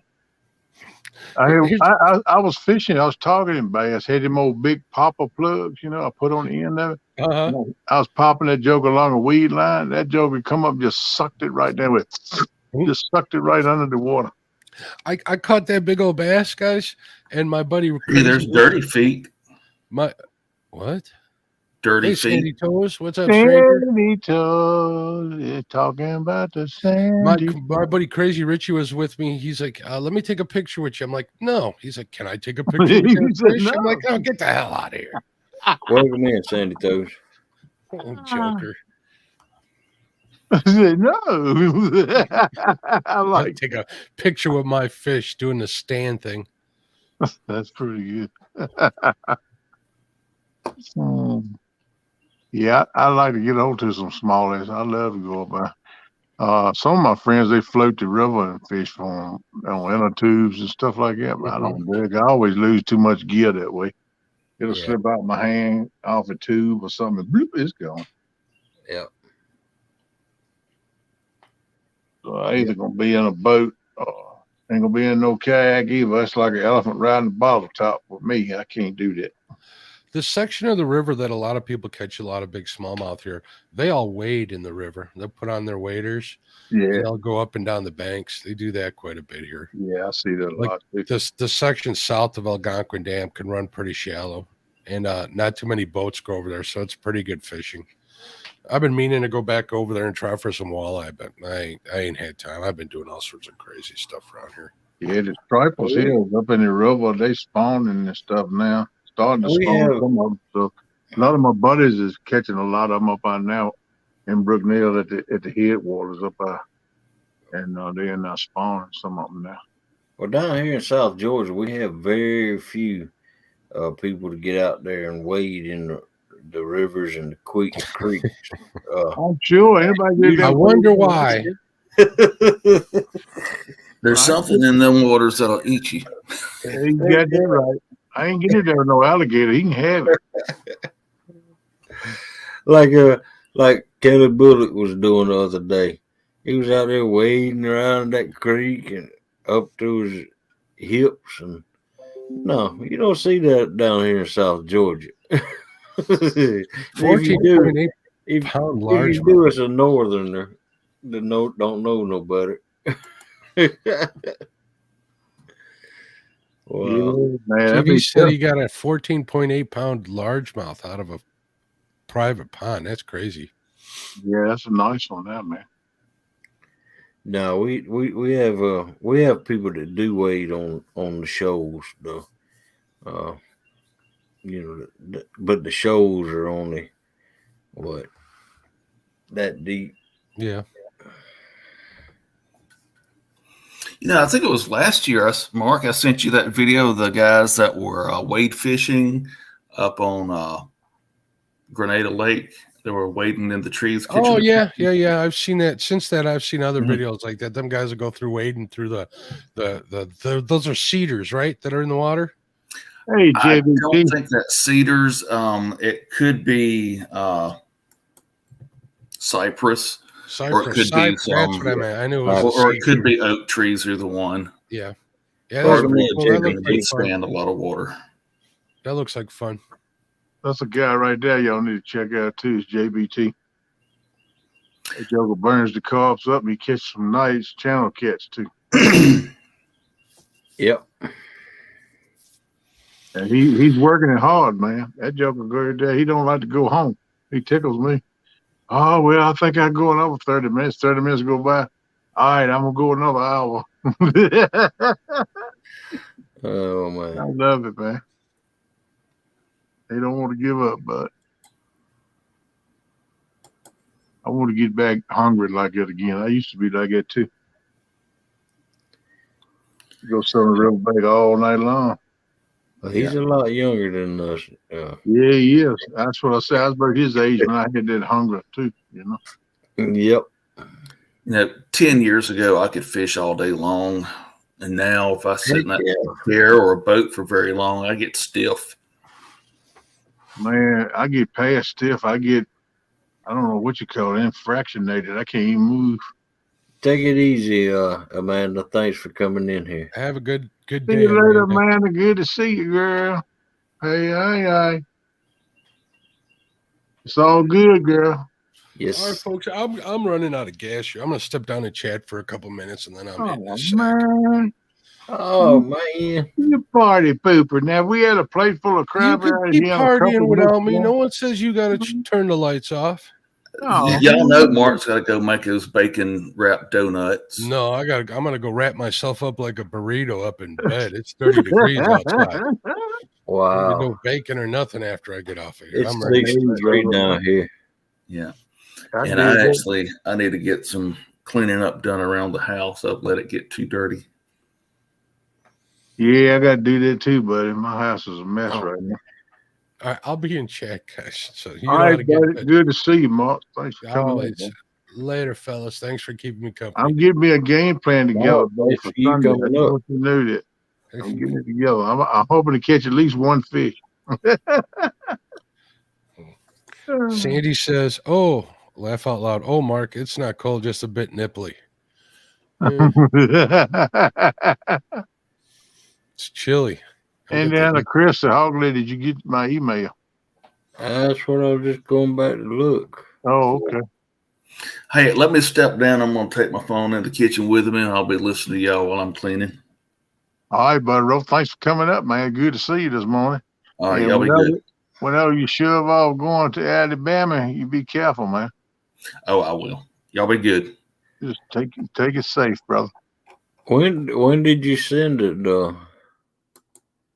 Indiana? Let me check my spam folder. No, ain't nothing in there. Send it. Mark told Sandy, I'm always nipply. Let's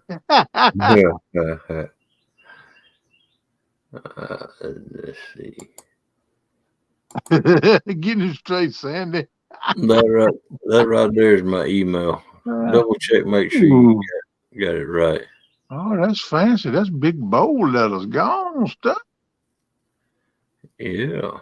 You do that with you. You getting fancy, man.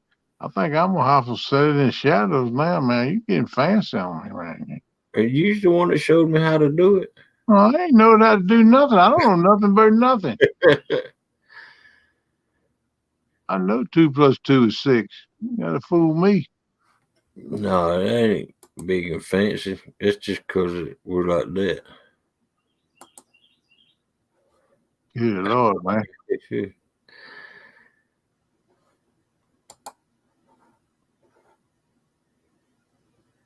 No proof, no charge. There you go, Sandy. Tell that girl. Last weekend. He said like Sunday. That's what he said. He said it like Sunday. Let me check. Big Dingo. He said, hello, Miss Sandy. Oh yeah, I got that. I got that. That's a nice 2000. He said it's a good Lord. I used to have one just like that. I had another one also, Cobra 149, I think it was. It kind of looked like the 2000. The 2000 was all digital. Digital. Yeah. I mean, it had analog knobs, but it was digital readout. Yeah, Big Dingo. I think she had been, man. She been Yeah. hiding from you, man. That's a nice setup you got right there, Chris. I made a comment on that video too, I think.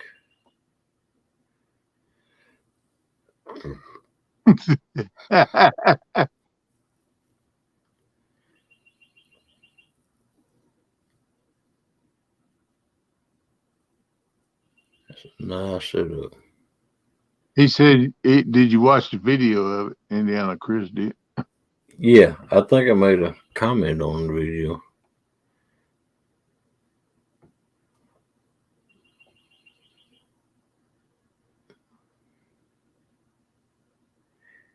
Yeah, when you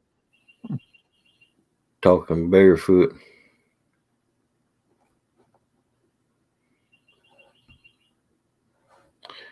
Yep. They go to bed.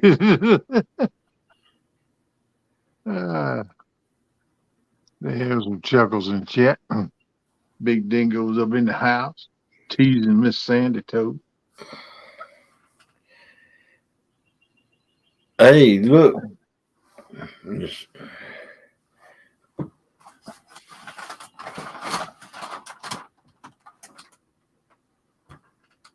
Huh? 23, I'm gonna wait just a little bit longer. I'll wait a little longer before I do it. Do it. I say go do it. I thought you were gonna keep on with it. Yeah, I started to, but I said, nah, that sounds corny.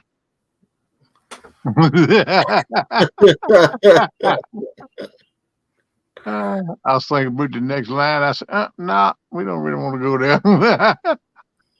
Oh, no.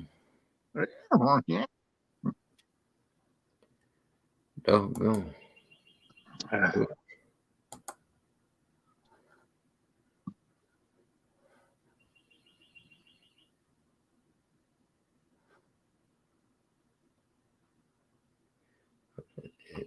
Oh, Sandy Toe, gone, girl. Oh, I'll let you read that one. Which? The one that Sandy Toe just made. She said, Melissa, when a man is talking to his alter ego, his ego, I question whether or not it's safe for him to be out in public. Yeah. Of course, Big Dingo, that's Catfish and Crappie, said, hey, it's plenty safe for me, Sandy.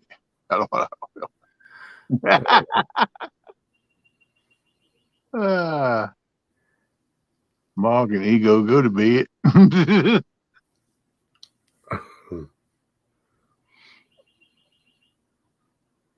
He loves to get Miss Sandy fired up. Yeah.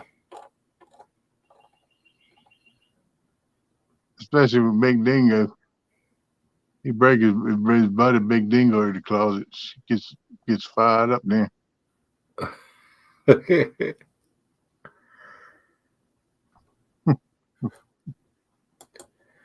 Well, Uncle Lou, what's up, buddy? Oh, wow. Welcome in, Uncle Lou. Well, I guess it's about time for the morning crew to start coming up. Yeah, 5:37. Yeah, about that time, buddy. Yeah. We'll start picking up a little bit now. Well, let's do some advertising. Excellent idea, boss man. Just in time. Mm-hmm. Look at him. The Good bait Lord. That scared me. Oh. The bait shop at 8 p.m. Eastern on Thursday evenings. There's going to be Chad Fields. It's on his channel. Freddie, FOA, and Brian B. Dinkins.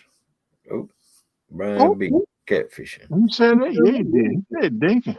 Oh, is the host. All right. And then right after that is Panfish Nation. Look at them boys. Gone, man. I can't believe I got a fish against him knucklehead. Yeah, you put yourself in a hole, bro. That's better like you telling Big Mike you gonna fish against him. Yeah. Yeah. I remember that thing the other night when I was up on the pound. I got to look. I said, "Man, what the crap am I doing up? I'm weird in my league." And then after that show is Snagging Night Live with Team Snagging Whiskers. Thursday nights at 10 p.m. to 11 p.m. Dustin and Sean got a good show. Yep. And then every Friday morning at 8:05 Central, it's double hook angling. Friday morning jigs and coffee. Go, David. He been smoking them planks here lately, man. Oh, heck yeah. And then at 6 p.m. Central Time, it's Let's Keep It Real with Serena and Thomas, Laughing Cats. See, I told you, I was thinking about doing that. Yeah, that's a good show, too. Yep. And then Friday nights at 8 p.m., it's Cat Chat with two stands and my Virginia brother. Yeah.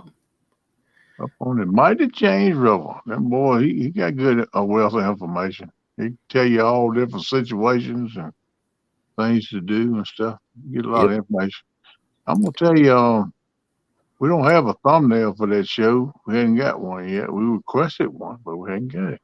But Roger Muskrat, man, they had a good show last night, man. Yeah, they did. Yeah, I was up in there. That was a good show. A lot of information, man. It was a good show. I'm sorry. Go ahead. I was on Creole's channel. Oh, okay. Yeah, I know they had both of them rolling. I was on Roger's channel. Yeah. Guerrero, what's up, brother? Welcome in, Guerrero. And then every Friday night at 9 p.m. to 12 p.m. is the Flathead Challenge with Pontoon Jody. Y'all get Pontoon Jody at Outlook.com up. Friday nights also Friday Night Live. If you enter the bass situation, which they're fish. Great bait. Huh?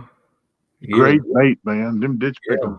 You got to have bait to catch catfish. So why not watch how to catch bass? Hey, they got some good lives in that too, man. You gonna laugh when you go in there. They always got something going on. Oh heck yeah, John, man, he's a good editor. And then Sunday is Stand Day with two stands fishing. 9 a.m. stand too. All you got to do is send him a message, and he got room for you up there. He'll put you in there, man. He send you the link. You can fish with him up on his panel. A lot of people doing that. Right. And don't forget about this. Is this weekend, folks. The Ladies' Choice Catfish Tournament. April 29th, April 30th, May 6th, and May 7th. Brother, it's SmackDown time. This event will be held for charity. You know, the woman that lives down the corner, her name's Charity.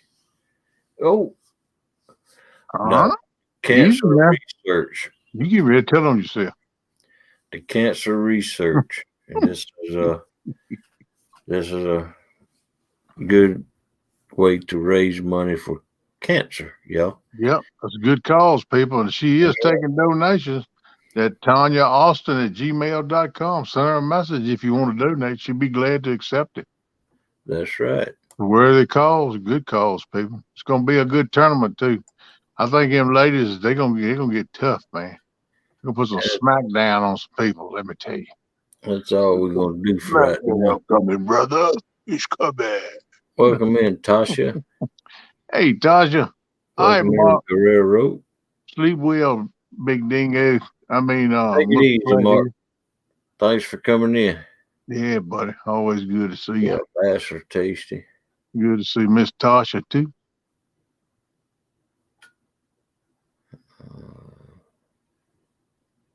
Sandy wears me out with her abuse.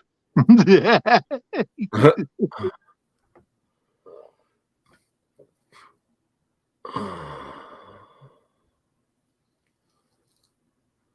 to see Guerrero this morning, brother. I hope you're doing all right. Yeah, it's early for you, Uncle Lou. Wow. What in the world are you doing up in here so early? But thank you for coming in. Yeah, sir. Always glad to see the Uncle Lou now.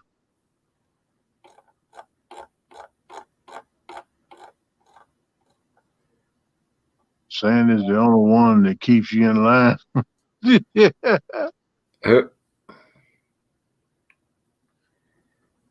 Sandy get him straight.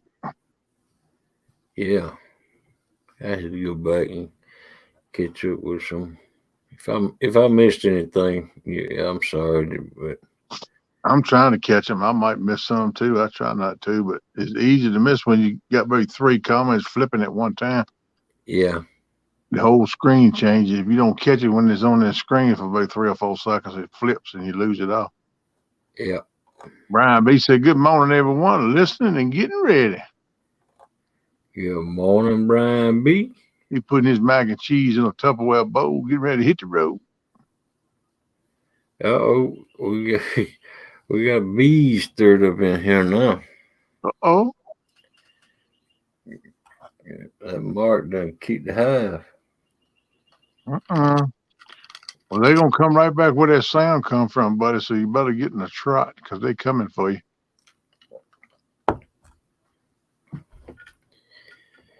Oh, man. I wear yellow jackets for him. I got yellow jackets bad, and they put that nest in the ground, you know. You don't know. You'd be weed eating, walking through that, and then you get up in them, and then things get to popping. You're like, "Ow, you got to go, man." A couple years back, we had when we had a big garden. I purposely let the yellow jackets. I knew where their hive was in the ground, and it was a huge one too. I'm talking about huge. Yeah, it was far enough away from the garden, but I purposely left that thing there while the garden was in bloom. Yeah, pollinated. For pollinators. Right, right. But when the garden was done, you poured gas down the hole. I went over there at nighttime and I poured gas down it. Yeah, that'll freeze them as soon as they touch them. They did. Yep. Melissa got a question. Let's see if I can bring it back up. I know Saturday evening, Ladies' Choice is on Jody's channel, but whose channel is on that morning? Let me see. I'm not sure. I know I got it. Women's schedule.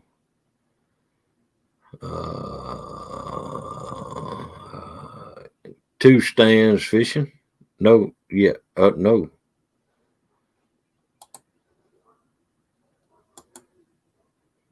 Saturday. Creole. Okay. He's gonna be hosting. Okay. Yeah. It's gonna be on 2 stands sometime in over there. I thought I heard him say. Yeah, it's gonna be on 2 stands Sunday. There you go. This is the channels it's gonna be on. This Saturday morning, it's going to be on Creole's channel. Co-host is Christina Duggan. On Saturday afternoon at 3 p.m. to 9 p.m., it's going to be on Pontoon Jody's Catfishing channel with Daryl Trophy Seekers Outdoor as co-host. Oh, no, not Daryl. Oh, Daryl's a good dude, man. And the morning time, let's see, Sunday, April 30th. Sunday, April 30th, it's going to be hosted on Muskrat, and the co-host is going to be Becca. On Saturday, May 6th, it's going to be 8 a.m. to 2 p.m. It's going to be hosted on Amy Payne's 3+1's channel. Co-host Larry and Cody. I put them two together and made it Lodi. Then Saturday, May 6th, it's going to be hosted on Brian B's channel. Co-host Chrissy Brown. And on Sunday, it's going to be hosted on Sunday, May 7th. It's going to be hosted on Two Stands channel and co-hosted by Bex from No Real Loss. All right, now. And that's the lineup.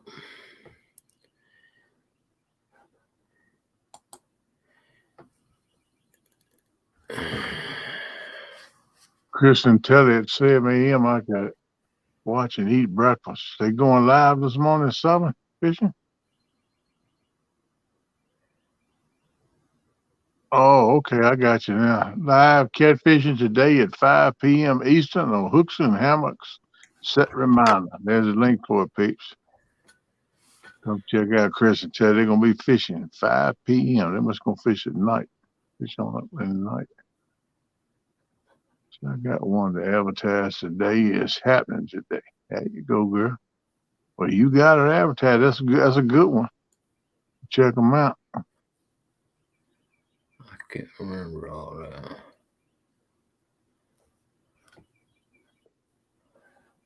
Yeah, it's hard to keep up with everything sometimes. So much. All right, welcome in, Brad. What up, man? Morning, fellas. What's going on, buddy? How you doing this morning? Everything good? Oh, not bad. Morning drive into work. All right now. I'll try to send it. Oh, let's see. I'll forward it. You welcome, listen. Sandy Toad said, morning, Brad. Morning, Sandy. Melissa said, good morning, Brad. Morning, Melissa. Got some pretty good fog this morning. Kenny said, good morning, Brad. Morning. He's like, huh? Trying to watch where I'm going. I hear you, buddy. Pretty thick this morning. Yeah, that's why I was hollering it out to you. I didn't want you looking at the screen. You look at the road, brother. I'll shoot messages to you. I sent it to you, Melissa. I like JBT's trend of thought. He said, I need 4 big old pancakes. Now you talking. Indiana Chris, eggs and meat here. Meat here. Sandy Stowe said, at least Brad is considerate and doesn't make me watch him driving down the wrong side of the road. I don't know if you can see it very well or not. She's talking about Big Dingo driving down the wrong side of the road too. Yeah, frustrating. That's good too. Egg mayo sandwich. I eat a lot of them. That sounds good. JBT said, what's up, Brad? What's going on, JBT? Big Chris said, I'm not big on pancakes. I eat them occasionally. I love me some pancakes. You know how I like my pancakes? How you like?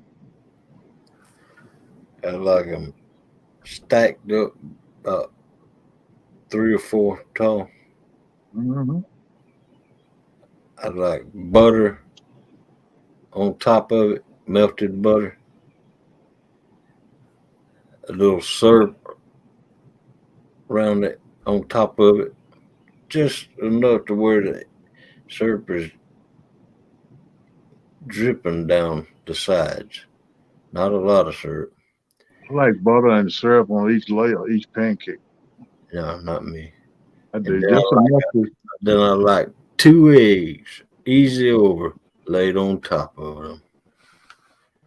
And top it off with some grits and cheese. I'll bust the yolks open and let that ooze down over the side. Man, good Lord. That's some good eating right there. I eat, bud. Hey, Ron. No, that's JBT. I can't see. My eyes are blanched. I thought it was fishing with Pistol Whistle. But fishing with JBT. I'm sorry. Let's see. So I like my pancakes like I like my women. Thick. I hate JBT. Wow. Your wife must be asleep. Uncle Lucy, I prefer French toast with lots of butter. Now. Oh yeah, ain't no doubt. She listening. She gonna put the smack down. Huh? Oh yeah, I like French toast too. Yeah, lots of butter. That sounds good, Lou. But leave the cinnamon off, please. That stuff French toast is dang good. Yeah.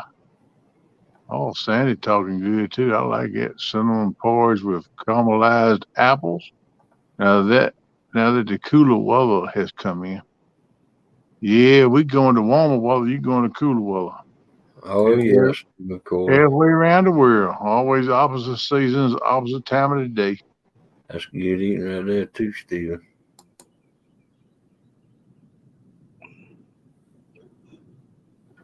Pancakes and French toast with butter and homemade syrup. Egg sunny side up, mixed with grits. Now you talking about it. Yep. That's some good chewing there. I'm still a big fan of homemade biscuits and gravy. You still can't go wrong.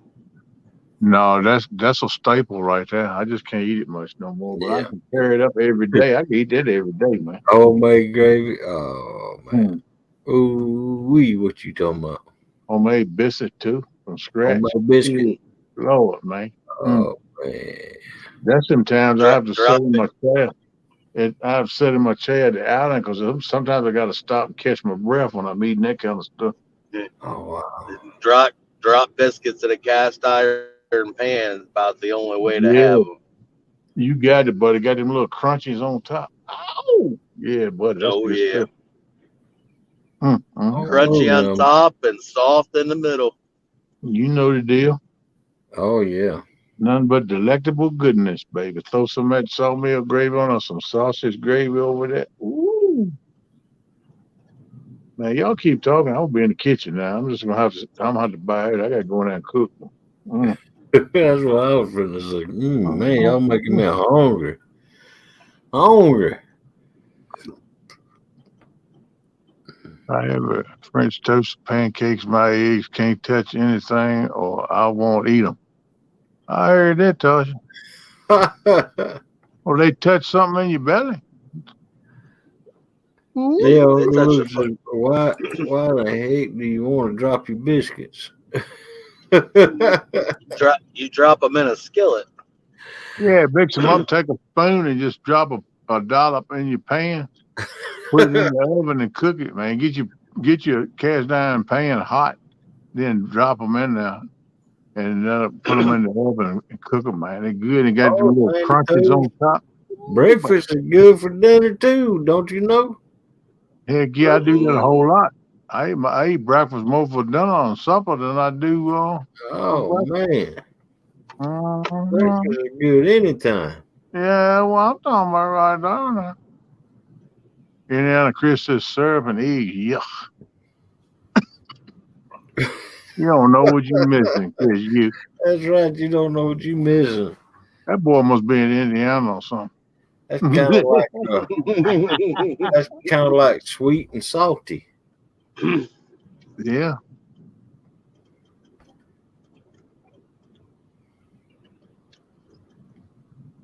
Yeah, Sandy told you can cook up breakfast for them. That'll work. Heck yeah. I'll tell you what I like for breakfast is cook up some pork chops and put with your eggs and some grits. Or either make your gravy and your biscuits with pork chops. That's some good eating. I got some strawberry grand cinnamon rolls, and I have yet to cook them. I was pretty tempted to this morning, though. Ooh, man, what you waiting on? That sounds Wow, good. I ain't never even heard of them. They must be new. I found them in the grocery store a couple days ago. I still haven't cooked them. Wow. I'd like to try some. Yeah, I seen them. I'm like, it's something different. We'll get them and try them. Yeah, man. They sound delicious. Usually anything from Grands is usually pretty decent. Yeah. Yeah. Good thing I don't live with you because all you see is a curled up wrapper laying in a trash can. I'll be to eat them things. Crumbs on the pan. That's right. That's right. Said, let me taste. You done cooked them. Where's mine? I see in my belly, right behind my belly button. What's Jose's on vacation far away? That must be he must have been in the wrong conversation. Uncle Lou, that sounds good too, brother. I like that Jimmy Dean hot sausage. That's pretty good. Oh yeah.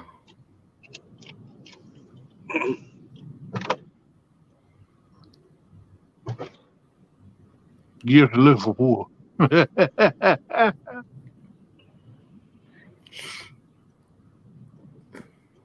Like, well, you had them in there. You didn't cook them. Don't nothing sit around here too much. I'm going to cook it.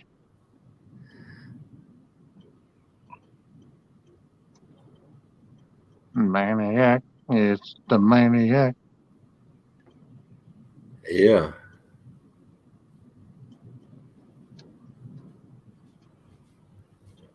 That's right, buddy. Be mukbanging them grand cinnamon rolls. Mm-hmm. NJ don't have to eat grand cinnamon rolls.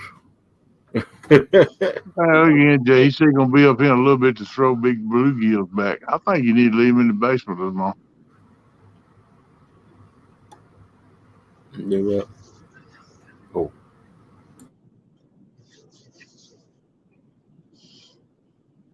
Huh? Oh, an enchanted moment.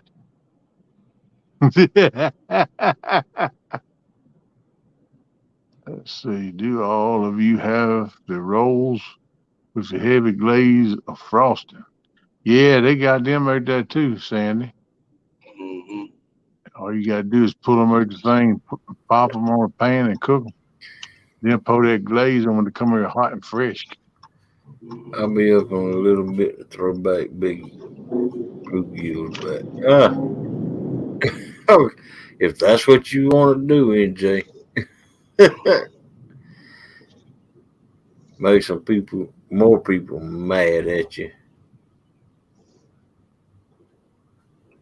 If y'all ever had Kenny's key lime pie, I love some key lime pie, buddy. No, I ain't never had KP's key lime pie, but I've had key lime pie. Uncle Lou said, Sandy, I got all kind of rolls. I know that feeling too, Uncle Lou.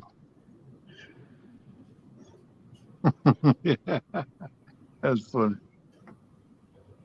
I do too, bro. Daylight cracking over the top of the tree. Mm-mm. You go down, sit on the stoop and listen to the birds sing this morning. I bet they chirping it down there. Wide open. Man, we didn't talk so much about food. My belly's Growling. growling now. You still thinking about that biscuits and gravy? Heck yeah. Mm-hmm. And a big old stack of flapjacks with raw eggs rolling down the side. Mm-hmm. Yeah. Big glob of grits and cheese. Some diced up potatoes with onions and peppers in it, mushrooms. That's a meal in itself. The things you naming off right there, that's a meal in itself. That ain't going right, man. I like taking a diced tater with peppers and onions on it and pour that sausage gravy over top of it. Oh, man, what you talking about? I'll tell you what. I'll be right back. All right, buddy. You guys got me hungry this morning. He's going to get him some gas station chicken now. Hey, y'all.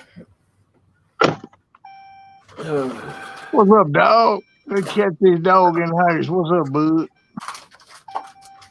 Shrimp and grits, they all good still. Good thing you can't smell this chorizo pasta I've got for damn hogs. Oh, mercy. Sandy told you didn't have to say that. I used to get these patties called toaster hash brown.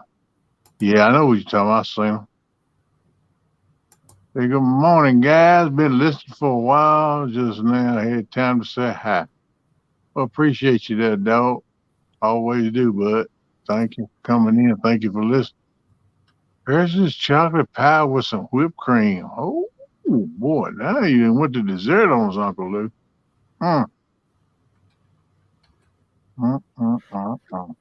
Oh, wow.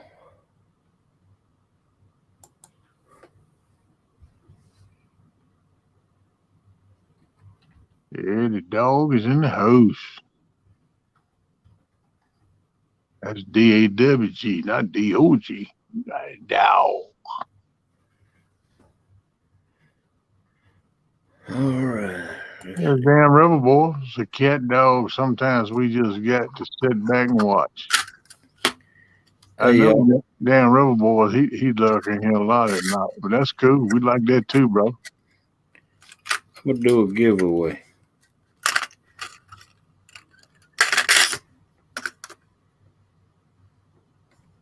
Let's see. Let me make me big. Y'all see this right here on my hat? This hook. I'm going to give away a hat hook.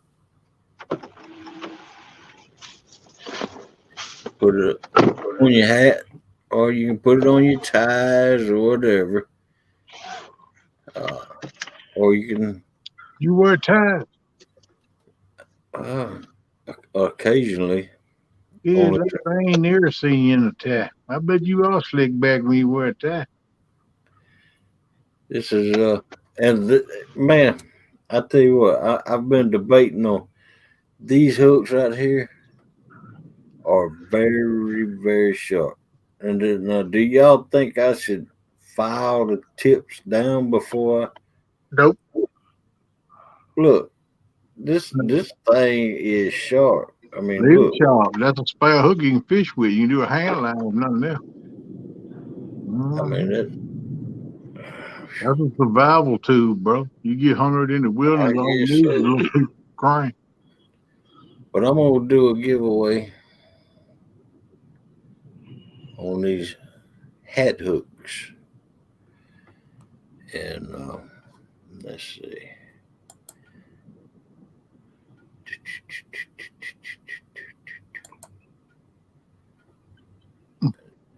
Let's see now. Giveaway too. Yeah, Patty told you can use it as a money clip too.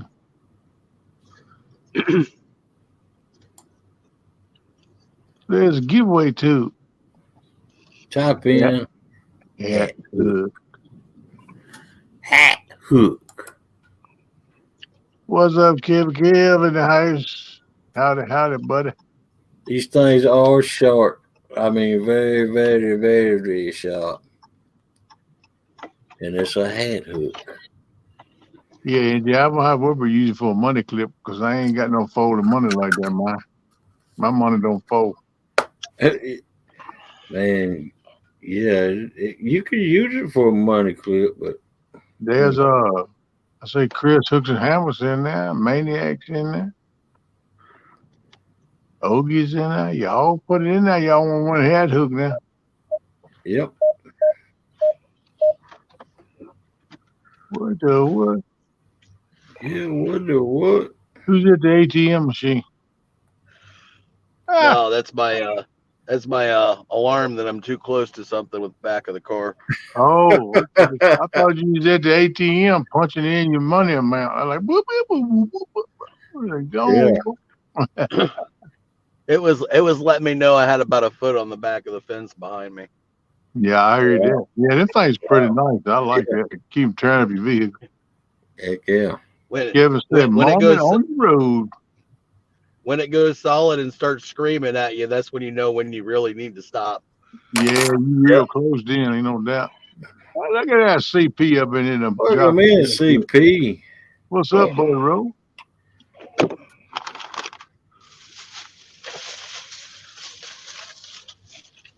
Glad to see you in here this morning, bud. Hope you're doing all right. Ain't had a chance to speak it to you in a while, man. Yep. Been a long time no see. My money don't fold it, yeah, my money don't fold or jingle.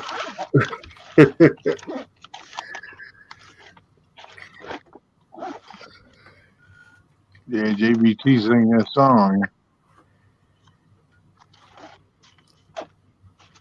CP doing all right, bud. Hope you are. We hanging in, man. We living our best life. Welcome in, Palmetto Cats. Yo, Kevin said, he said, hello, Chet, on the road.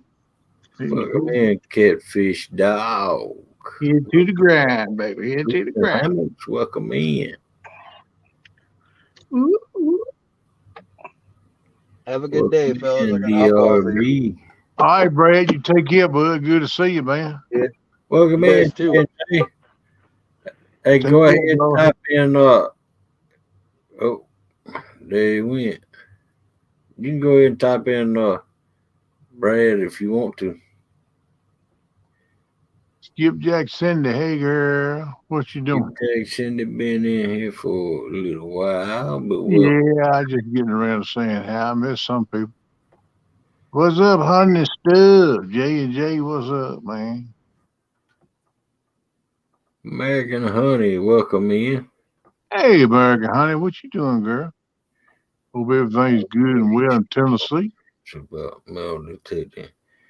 Yeah, CP, to be honest with you, I just haven't thought much about it since my heart conditions has flared up again.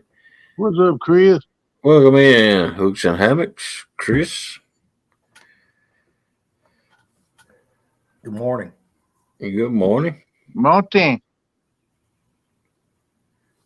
Let me, y'all type in a hook, hat hook. Doggone.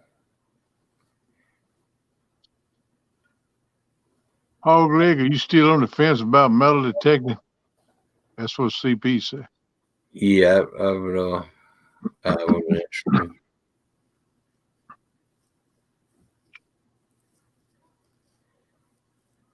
Cindy said that song. That song gets stuck in your head, Cindy. Yeah. When you do think about make me an offer. Okay, CP. All right.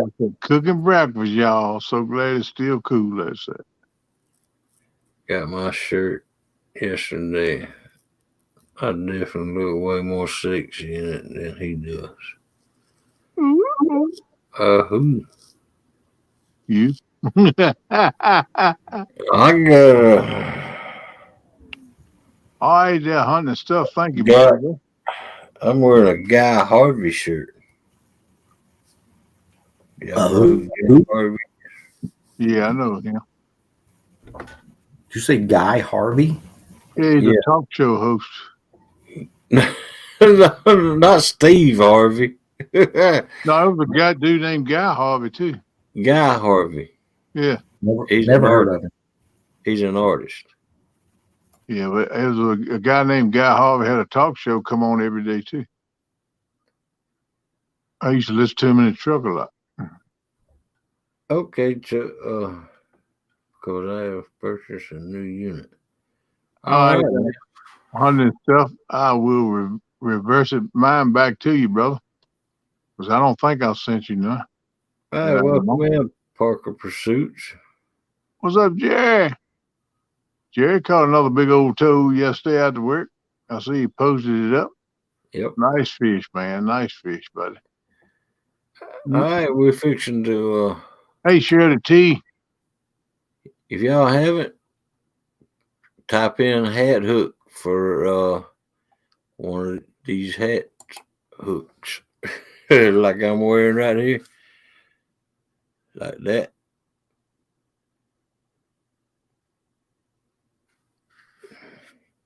This one right here. Yes, and the JBT is hardcore. That joker do some fishing. He's a Jamaican. Welcome in, cotton picking fishing. Yeah. Wow. I like that name, cotton picking fishing. Yeah. Yeah, that name's a big hit. Yeah, no doubt. Cotton picking fishing. There you go.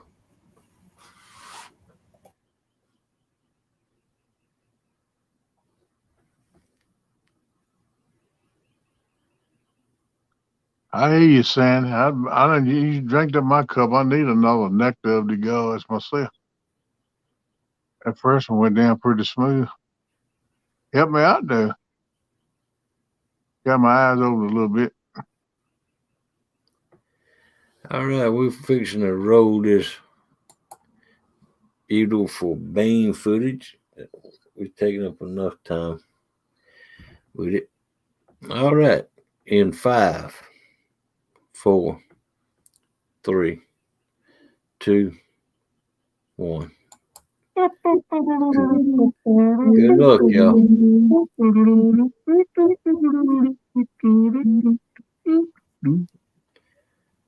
Hunting and stuff, J&J. Congratulations. Hey. J&J. You know, damn Rebel Boys, he must think he's on the calendar or something for the Chippendale. You can get this address right here, and I will get it out to you. I'm not responsible. So if you poke your finger with this thing, because it is sharp. Very sharp. I know I filed mine down when I put it on my head. Oh, let's see. Stop sharing. J&J, email me at hoglegcatfishing@gmail.com. See, I filed mine down a little bit to make it where it's not as sharp, because I would went up there like this and I poked my finger a couple of times already. JBT said redo it because he didn't win.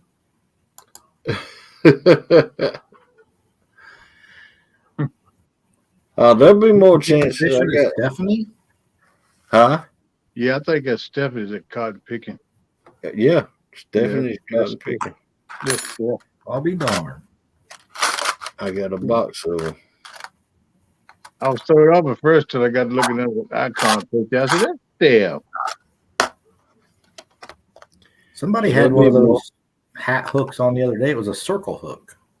Man, that's what I'm looking for. I wonder where to get it from. I'd love to have me some of them. I can't remember who had it on now, but I would love. I've been looking for them, but I can't find them.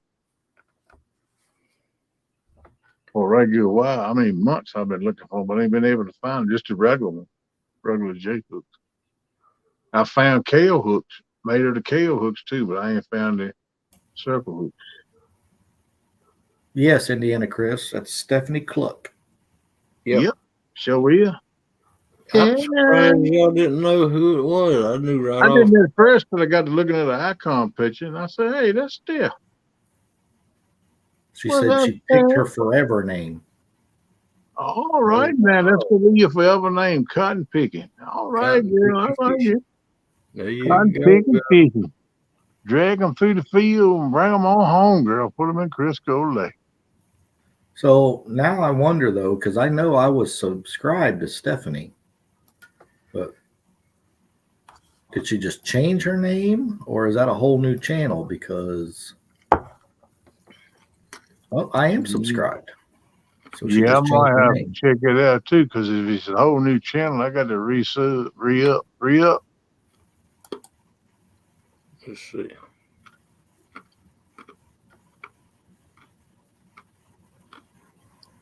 Just a name change, she says. So you still safe, buddy, Ro. Yeah, it's just a name change. That's all it is.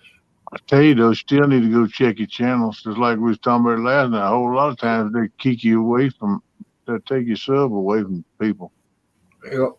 I was going to tease you about that. I was going to say, well, the reason you're not subscribed to them anymore is because you don't watch them. No, because you don't have no videos. And I just subbed to you, Stephanie. I'm sorry. All right. Fever, what's up?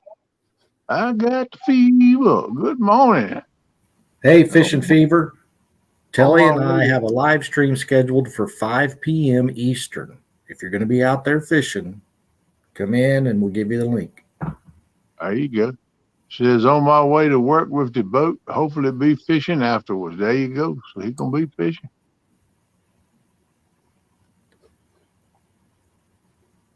Yeah, I got to get hooked up with old Austin too. We talked about getting together and fishing. I got to tighten up, man. Got a lot of fishing to do.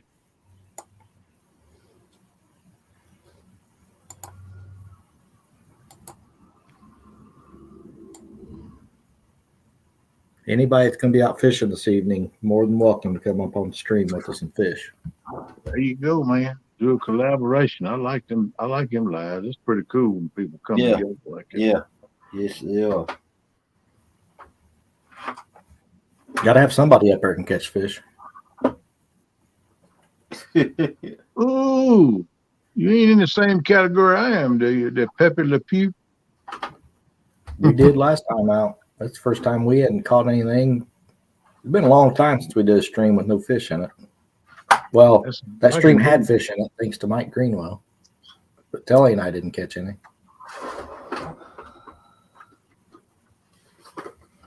Yeah, the first couple times you do it, it's kind of rough, but after a while, you get settled into it. Just get used to it. That's going to be a way of life.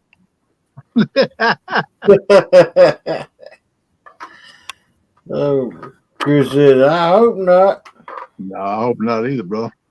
I've watched many a live stream where there were no fish caught, and I still enjoyed the live streams.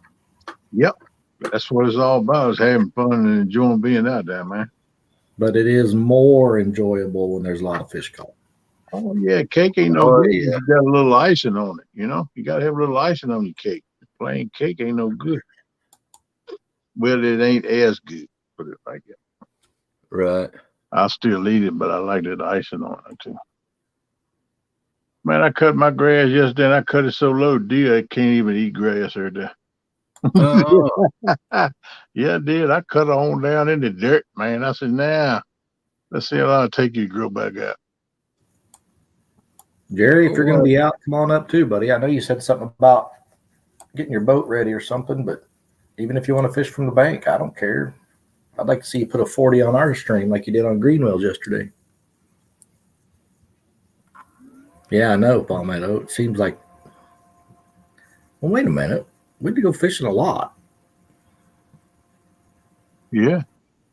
We just don't make videos anymore. That's right, Yeah, Uncle Lou.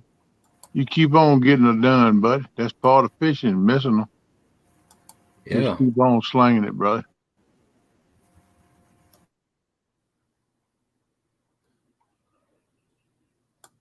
Uncle Lou, you're right, buddy. It ain't always bird to fish. Oh, Palmetto said he was referring to himself. No, he referring to me. I know you're talking about Kevin. That's all right, buddy.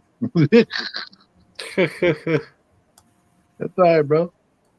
I was looking at our river levels yesterday, and they're still going down. Yeah, a lot of places. They're already really low. Yeah, I think my roll is getting ready to drop. Yeah. I think I'm gonna move down fish on gas because they stay the same. Curl Lake is dropping. I'm sure they're gonna. This is a time of year where they keep it low anyway because they send so much water down to Virginia Beach to make drinking water for them people down on the coast. Yeah. They use a lot of water when the summertime comes, and Curl Lake is always 10, 12, 15, 18 foot below the mark, you know. You get seeing boat docks are down in the mud and stuff. I'm like, yeah, though. All right, I've just got some new thumbnail for Friday night.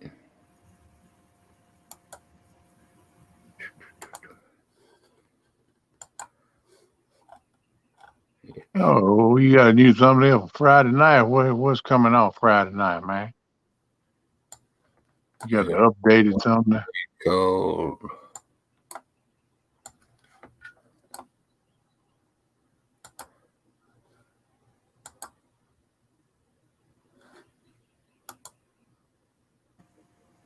I hear you, JBT. Parker said you got to get busy catching bait for a trip coming up. I hear you, but that's what I got to do. I got actually no bait in. I need to get some bait. Yeah, I'm going to go out here in a couple hours. It's called the Fish-a-thon, Friday night, 8 p.m., 9 p.m., and 12 p.m. It'll be 2 stands fishing at 8 p.m., 9 p.m. to 12 p.m. will be Pontoon Jody's Catfish Channel, or Flathead Catfish Channel. And then after midnight is Ed Evans. Yeah, the first show last week. He's gonna be doing that every week. That's a good deal. I think he can catch some fish. That's some good lineup right there. Yeah. I think the way they got it set up, you just come in 2 stands and automatically kick you into Jody's and automatically kick you into Ed's. Yep, I think so. With that new feature that they got. Well, they say it's been around a while, but I just heard about it. Welcome in, Fishing Fever. Feels the water. Welcome in. What's up, Sir Chadwick? G4 solar storms have been messing up. Yeah, I used to hate them solar storms. You know the deal, Jerry. That's some good bait you're talking about, buddy. Bluegill, suckles, and tubes. But I'm trying to get close to Monster. Let's see what he's Lynn up in here. What's going on, Lynn? I missed you if you in here, buddy. I missed him too. Somebody said Lynn. I don't see where he made a comment though.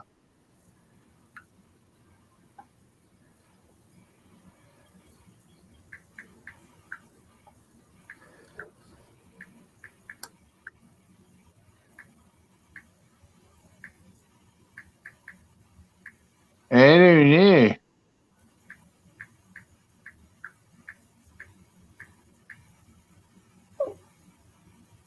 I don't see him either, Melissa.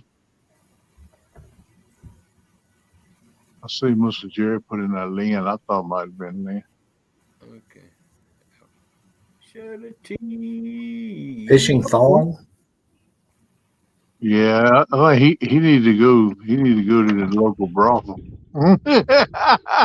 Yeah. What's up, man, Jack? What's up, guys?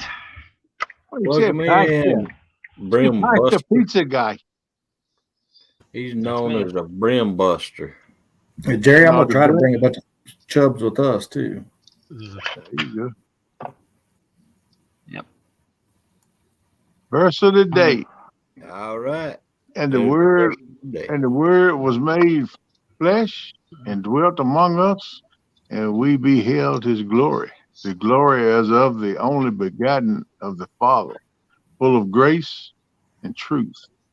John 1:14, King James Version.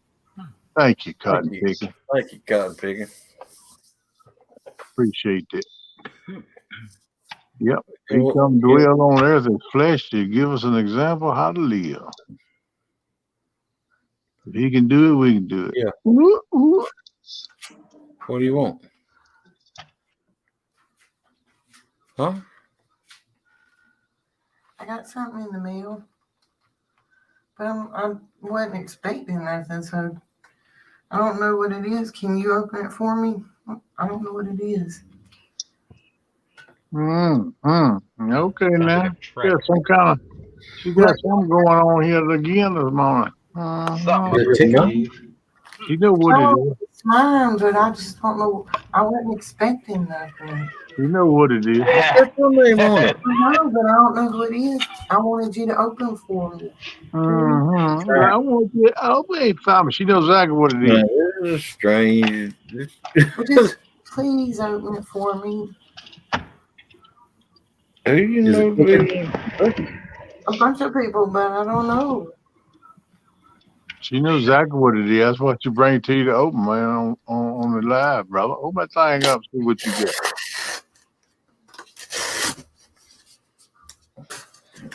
Yeah, it's open. No, open this way.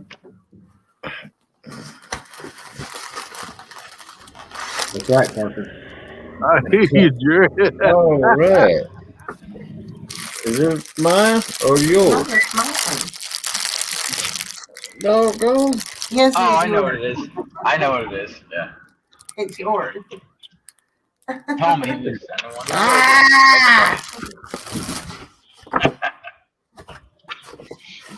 I got me a J-Dog shirt. I hear you, boy. Well, you'll never catch another fish now.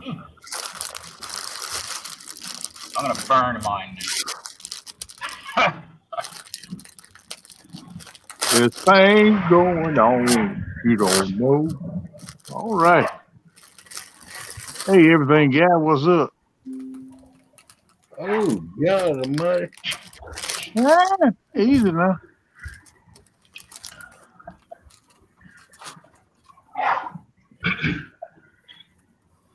Look at him. There you go. He got both of his stickers. J-Dog Double Fishing. Catfish Queen and the J-Dog. All right, JBT, Joe, take it easy, brother. Appreciate you coming in, man. Hey, buddy. Right. Yeah, get you a nap, man. And I don't call it beauty rest because it ain't gonna help you now, but you need to get you some rest. I'm just messing with you. Take care, brother. And hey, Nubby. Looky here. And this is made out of the same water sweat. It's River Boys. Yeah, Same texture. Those are the only kind of shirts I even wear anymore. They good, man. They just comfortable. They're like not even having a shirt on. I love them kind of shirts. You tell them, Stephanie. I'm gonna love destroying you at Mendota. You go still. Talk it, girl. Talk that talk, walk that walk. You do it. Ooh, J-Dog gone fishing. Yeah. You are the one that made it happen, making it count. There you go. Yeah, I'm on. Oh, wow. Thank you. Thank you, J-Dog. J-Dog and Sambo will be live with us tonight. Oh, yeah? Yep. Who?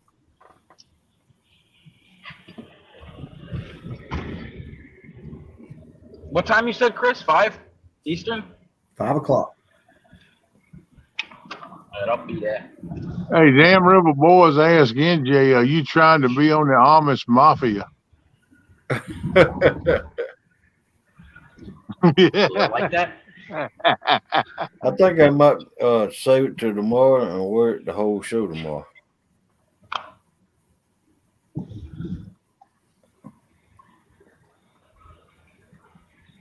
Yeah, I like it. made out of soft material. That's just like TJ's shirt. I like that shirt too. No, Uncle Lou, 5 in That retail. moisture wicking material. I like that stuff. Yeah, like TJ's and DR Damn River Boys. Damn River Boys too, yeah. Thank you, J-Dog. If you're out there. OJ Puppy. Welcome in, newbies. Oh, ooh. Blue.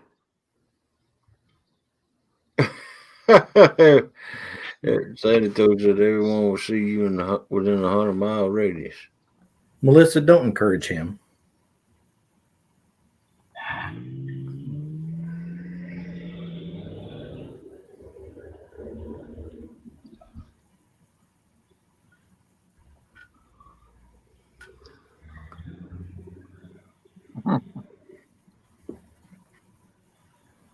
Murillo.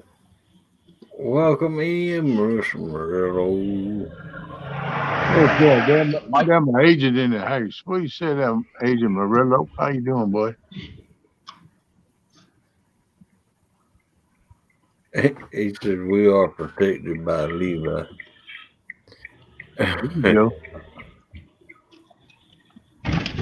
Oh, look at that. Good morning, Don Johnson.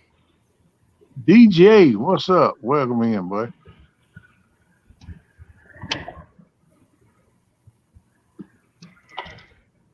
Parker says, Uncle Lou, I will be reaching out soon to order a couple of planer boards. Well, Uncle Lou, when you get ready to make those planer boards for Jerry, I have some specific instructions for those planer boards. Oh, man. No, Uncle Lou ain't going to make them diving planer boards.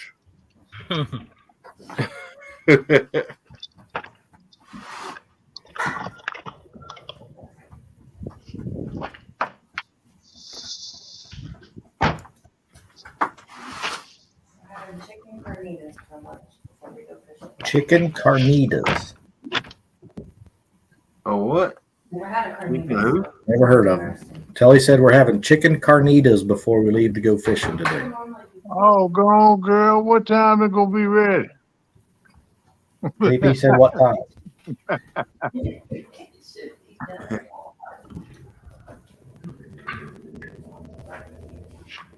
Parker will sleep, so shut your face, Mark, Chris. Nobody pays attention to Jerry Parker. Uncle Lou said, do they pull backwards? Melissa, I didn't know exactly who's coming up with us, so I didn't put anybody on the thumbnail. It just basically says catfishing. Lance, the cool guy, the Hawaiian fisherman. What's up, brother? What's up, Lance? Listen while getting ready for work. Welcome in, Lance. How's Audrey doing? There you go, America, honey. That'll work. She's gonna bring the Pico. There you go.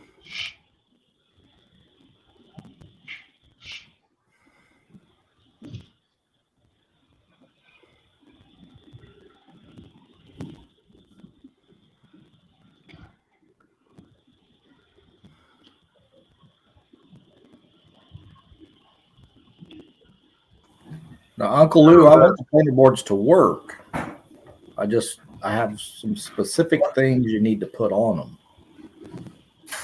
Oh. Whoa.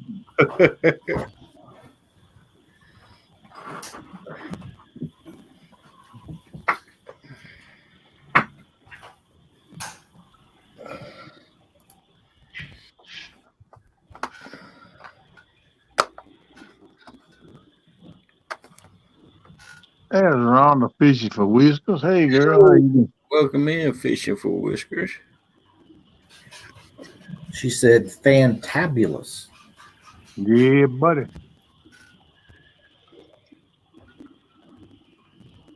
Fantabulous.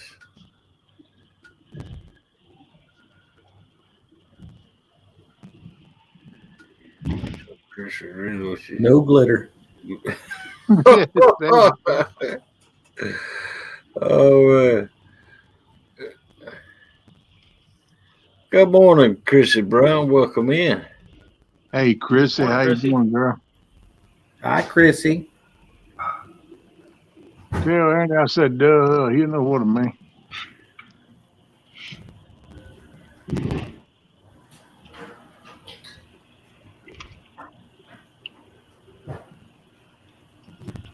I heard Tried to that, tell Uncle Cody Luke. he needed to start building boards, but he wanted zero to do with it. Wow. Cody made it. May probably fall apart.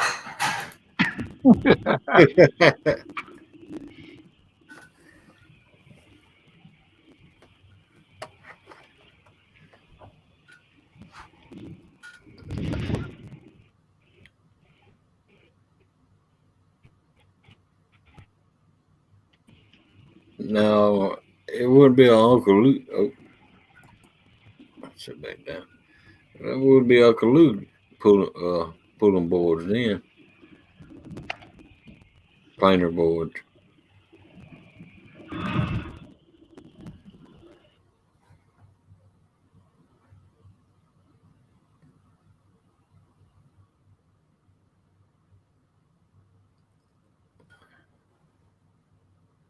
Let's see.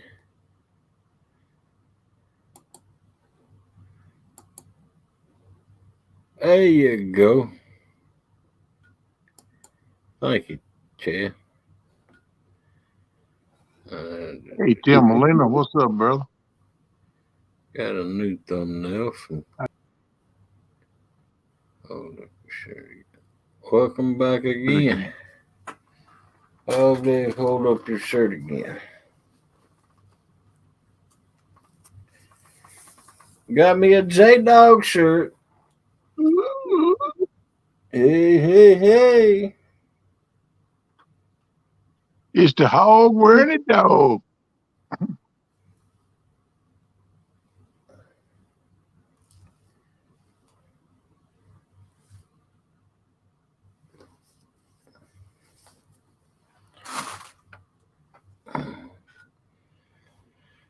All right. I need to put this one on your channel also. Well, Metal Kevin says, I'll tell you this, I've been really rough on my Uncle Lou planer boards. I'm starting to believe they are indestructible. Not a good business plan, Lee. Oh, man. They won't have no repeat business, right, bro? Right. One time and done. There you go.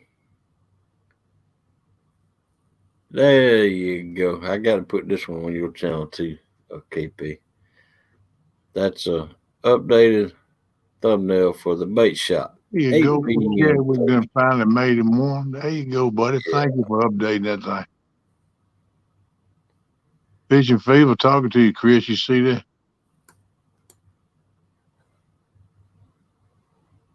Oh, he moved it.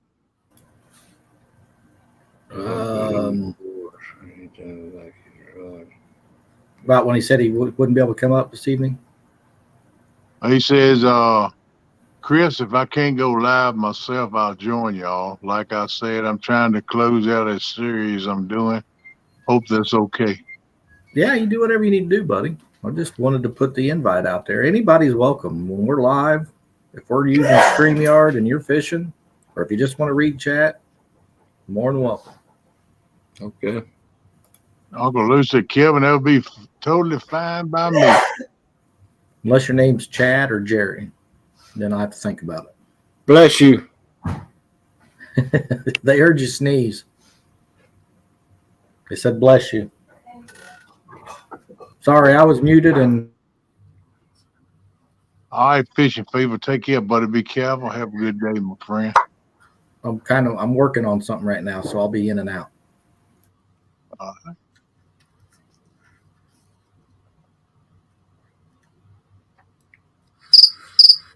You get that right, Jerry.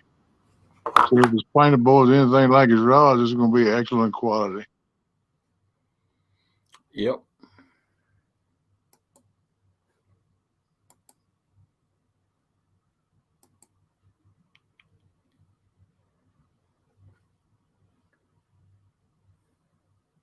Melissa done dropped in the chat, says y'all don't want to miss it. 5523 J-Dog's birthday bash. EV1 come over. 7 p.m. Eastern. Everyone come over, I think's what that means. Yeah. Yeah, y'all don't want to miss that birthday bash because Brian B said hog leg chicky email. Y'all will get to see me and KP gonna be hosting. What? Yeah. Me? Yeah. Oh. And me. Oh, you? Oh, okay. I think it's gonna be you. I ain't know I was gonna be in there. Okay. Oh yeah, you are. We're a team, man. Oh. Yeah. Uncle Lou will be fishing, y'all. Check it out now. That's B. Pretty as outdoor.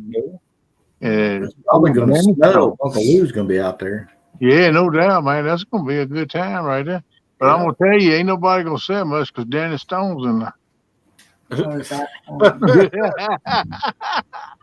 looking on that. So Hammocks is gonna be fishing. Greenwell gonna be fishing. 3+1 Outdoors is gonna be fishing. And Muskrat Adventures is gonna be fishing. Oh man, we'll have a big party there, man. And guess what, y'all? I don't guess I need to say that. May 5th at 7 p.m. Eastern. That's May 5th is on a Friday. Yep. So you know what that means. Before that May 5th in the morning is bumping school with Mike Greenwell. No. In the morning is my cardiologist.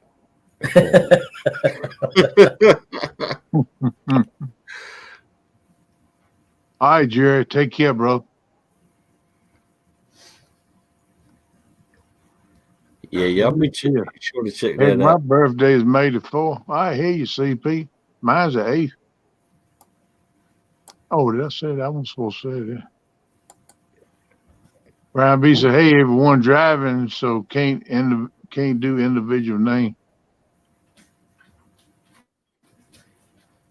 Thank you, Brian B, for sending that. What's up, Brian?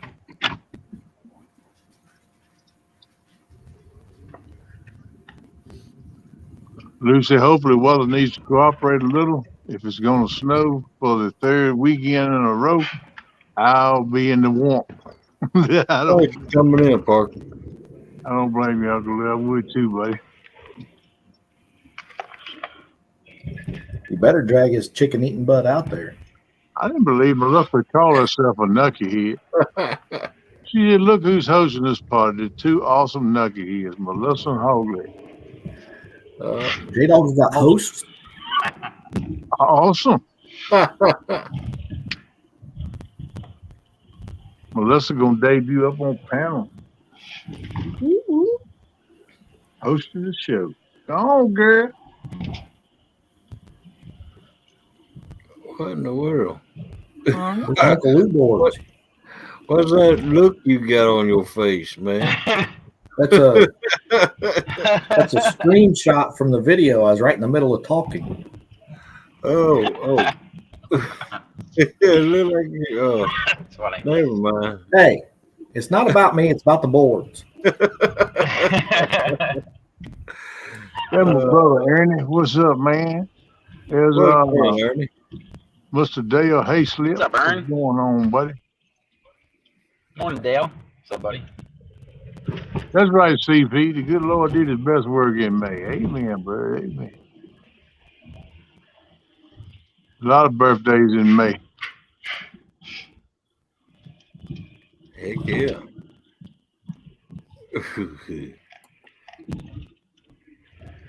Luke's I'm what's called a fair weather boater anymore. I'm the same way. What the heck is that thing? I don't care much for the extreme cold no more. I can't take it no more.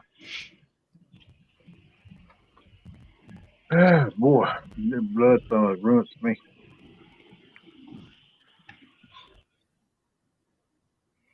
I have been enjoying these cool days, though. They've been nice, man. Perfect weather, man. American Honey said, did I hear made the 5th chocolate chip, peanut butter, or oatmeal, Mr. Kenneth? Heck yeah, that's right. You'll all be in there. No, his birthday is the 8th, American Honey. Who? Yours? Oh, I don't have no more. Yeah, you do. I quit having them about 4 years ago when I turned 42.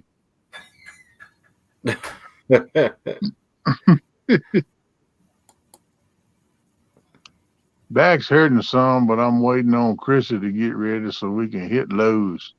All right, Ernie Brown, go hit that Lowe's and get you some plants and fertilizer and all that good stuff. There you go, man. Uncle Lou's. Yep. I want to get me a set. I get the boat. I'm gonna get me a set, maybe 2 sets when I get my boat back on the water. Look at what I got. Look at what I got. What's up, Dustin? I got a green J-Dog shirt. Bumping Mike Greenwell. Hey, buddy. What's up? Good morning. Dustin, hope you're doing all right, bro. Welcome in. Welcome in, Mike Greenwell. Mate. Thank you, Mr. Hogley. All right, no problem, American Honey.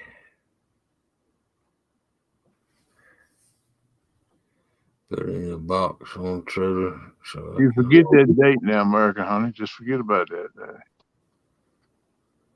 I think CP and Dale Hayslip all in 4th. Remember that date? The 4th. Yes, CP and Dale Hayslip is on the 4th. Yep, you remember that date. I'm celebrating the entire month. You go, boy. ACB. That's what I'm talking about right now. Go and do it up, buddy. And my birthday's coming up too, so you got time to decide what you're getting me. Oh yeah, what's your birthday? I already know what I'm getting you. Gonna get you the same thing I got you last year. Figures. You liked it so good. Well, New Taylor's birthday was April 16th, wasn't it? Yep. April 16th. Yep, I got to eat my breakfast sandwich with Chris and Teddy on her birthday. I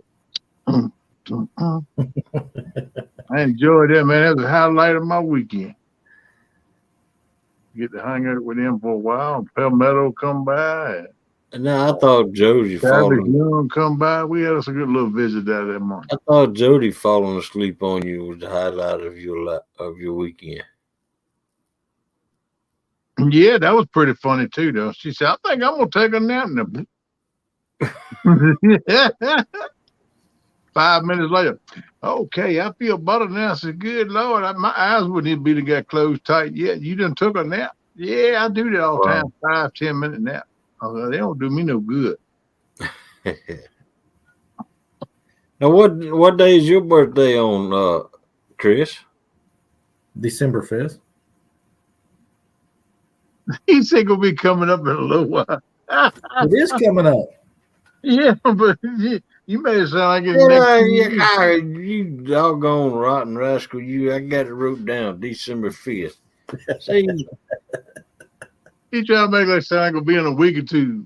Shoot, man. I'm like making sure you got time to think about my gift. That's all. Already got it, brother. Man. I think about you early, man. I think about you around January 1st. Welcome in, Dennis Stone. Oh, good morning. Uh-oh. What's up there, Tom? Danny's in here. Just in time, Danny. I was trying to get the seatbelt around my stomach, so it sounded a little rough, didn't it? Yeah, it did. That's right. Okay. Well, it sounded like you had a back spasm, what it sounded like. Well, some of us do a little grunting and groaning when we start doing any moving about. You got that right, buddy. Yeah. Nothing's wrong with a good grunt, let me tell you. A good grunt help you make it. Yep. Morning, Danny. Morning, Chris. How you doing, buddy? Greenwell asked NJ running from the police. He looks spastic. I was flying out of that parking lot. That's a terrible, terrible intersection right there. Wow.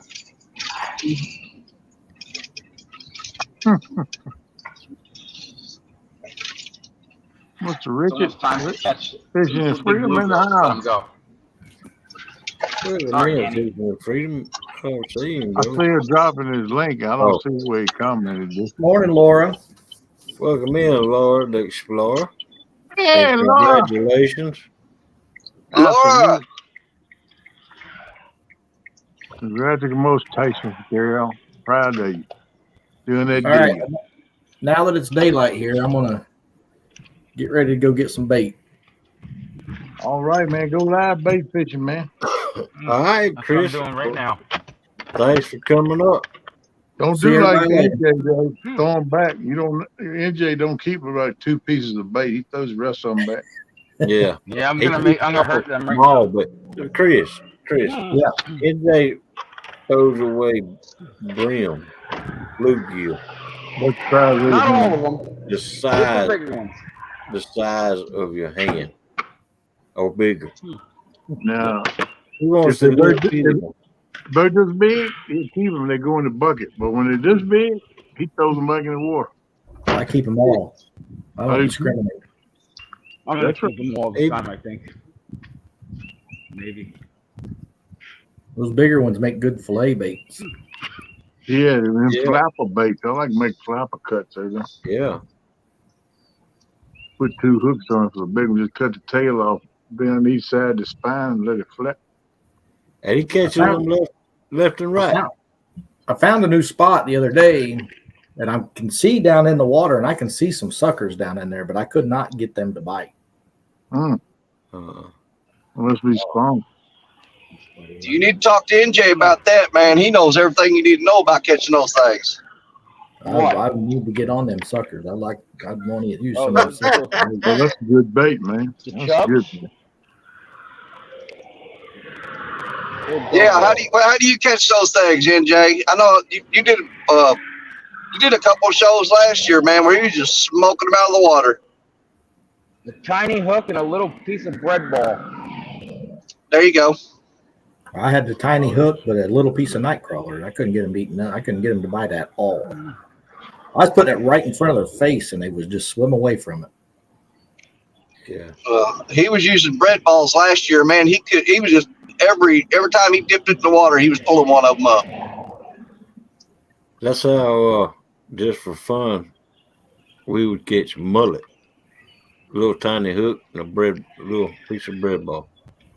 So look. So you hooked some redneck dude in the back of the head? Yeah. Watch, Chris.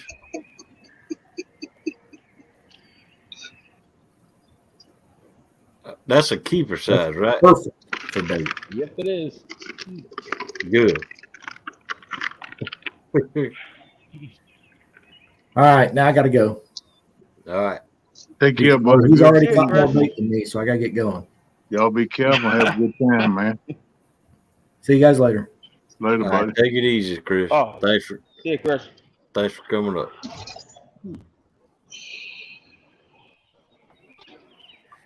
Yes, Hooks and Hammocks will be going live today at 5 p.m. Eastern. If anybody out there is fishing, feel free to come up on their panel and fish with them at the same time. Yeah, you come in the chat and ask for the link. Just shoot it to you. You can come up and fish with them. Collaboration fishing is fun and it's worthwhile because you can watch. You can watch me fishing, KP fishing, Danny Stone fishing, and Knucklehead down there fishing, all at the same time. 4 channels fishing it. There you go. On one channel. That's going to be the wave of the future for the catfish right. family. I think it's collab fishing. I think it's pretty cool. I mean, they do a lot of it on when they have tournaments, but this is just getting together, hanging out, fishing, just like buddies fishing on the shore together. You know. Welcome in, Eddie Gross. I like it like that. What's up, Eddie G? And I'll tell you another group of people that does it called the River Rats. Yep, they've been doing it for a while. Yep.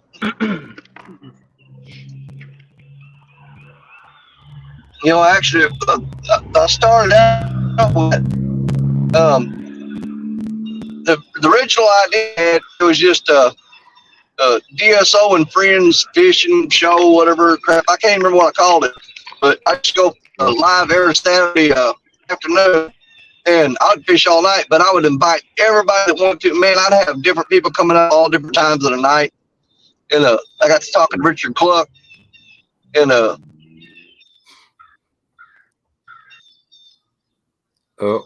he's in a. But it actually started out just me trying to get people to fish with us, you know.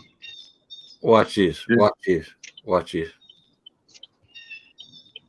Yeah, it's going to be ridiculous what he's fixing to do. Yeah. He got stuck. They grabbed the wrong part of it, didn't you? Oh my God! Look at the size of that. Watch it. Watch it. Watch it. Oh man! I knew he was gonna do it.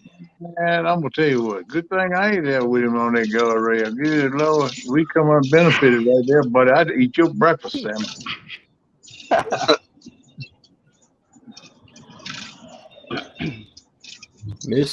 You know how some people do stuff. Some people, once they figure out something gets on your nerves, they just do it continuously out of spite. After that, I'm pretty sure. Yeah, I'm beginning to think so too, Dan. Yeah. He goes, I know it. Man, what's wrong with you? Yeah, he knows that gets on your nerves, so he gonna throw it back as many as he can. What in the world? Hooks and Hammers crying. So you got Hooks and Hammers crying, man. Throwing that prime bait away like that. Watch this. Oh, watch it. He thinking about it. Should I? Shouldn't I? I don't know. Let me put the ruler on it. 13.6 centimeters. Oh man! I told you, I knew it. I was really thinking about it. Yeah, Lance. You better be thinking about that. You better be thinking about that fish that bit yesterday and realize you got to have bait to make that happen again. Yeah. Lance said, I see AJ still throwing prime bait away. Yeah, he is, Lance. And man, just think about it. You caught your first channel cat on cut bait the other day. Yep. I know, and I had one on yesterday, and it was bigger. Yep. I don't know. Yeah. It just popped off. That ought to tell you something, man. That ought to tell you something. You know, I was watching that when that fish bit and it popped off there, and I tried to feel sorry for him, and I just couldn't do it because there have been several days I sat out there for 4 hours and never even saw the rod move. So when he got a takedown, I'm like, you better count your blessings, son. Oh, man. No doubt. I know how that feels. There's been, I would have wished that happened to me because I didn't see nothing happen. Wow. No, I didn't last Saturday. I had a couple bites, but it hit a bunch of twice and then quit. That's how to get you excited, you know. He'll keep going. Watch.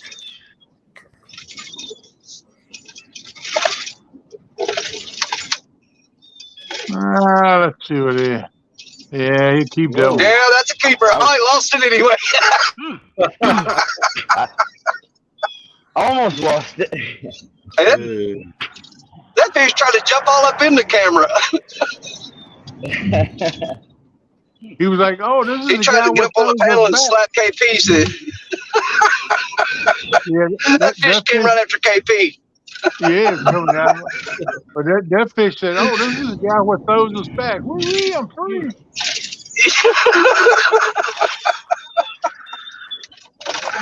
Oh man. Exactly what that fish was thinking. Hey, that's why he getting bites so fast. They know they ain't worried about it. I'll keep that sucker. hey, There you go. All right, I got 3 of them so far. what do y'all think? What do y'all think about NJ, the Italian, eating this? I can't even see what it is. Hot Big dog. mess on a plate. 3 hot dogs and a hamburger or either barbecue. I don't know what that was. Baked beans. Regular hot dog on a bun.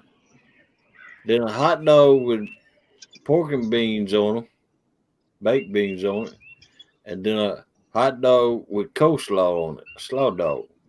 What I'm A talking cheeseburger with mayo and ketchup. A little cheeseburger. I thought he was Italian, yo. I looked at that. I Yeah. said, man, he's a small guy, but that joker eats. I can tell you that. That was a good plate for right there now. When I looked at the picture, I said, good Lord. Yeah, I could put down some food. Ernest said Danny ran a stop sign. Every morning.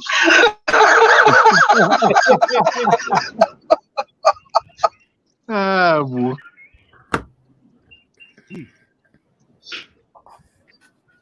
Yeah, Ernie do look good, don't he? That was a good plate of food.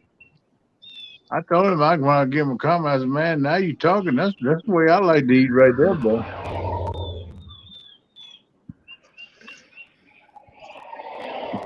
Is he gonna keep it or is he gonna chunk it back? Oh, that's on the borderline. No, it's going back. It going back. It should go in the bucket. Oh, wait, did he put it in the bucket? He kept Oh! It was like at the top of the scale. He was debating it, you know, but it was under 13.2 centimeters, so he kept it. Yeah. Hey, CP, yeah, scale them, get the guts out of them, and fry me hard. That's what we call them, fry me hards.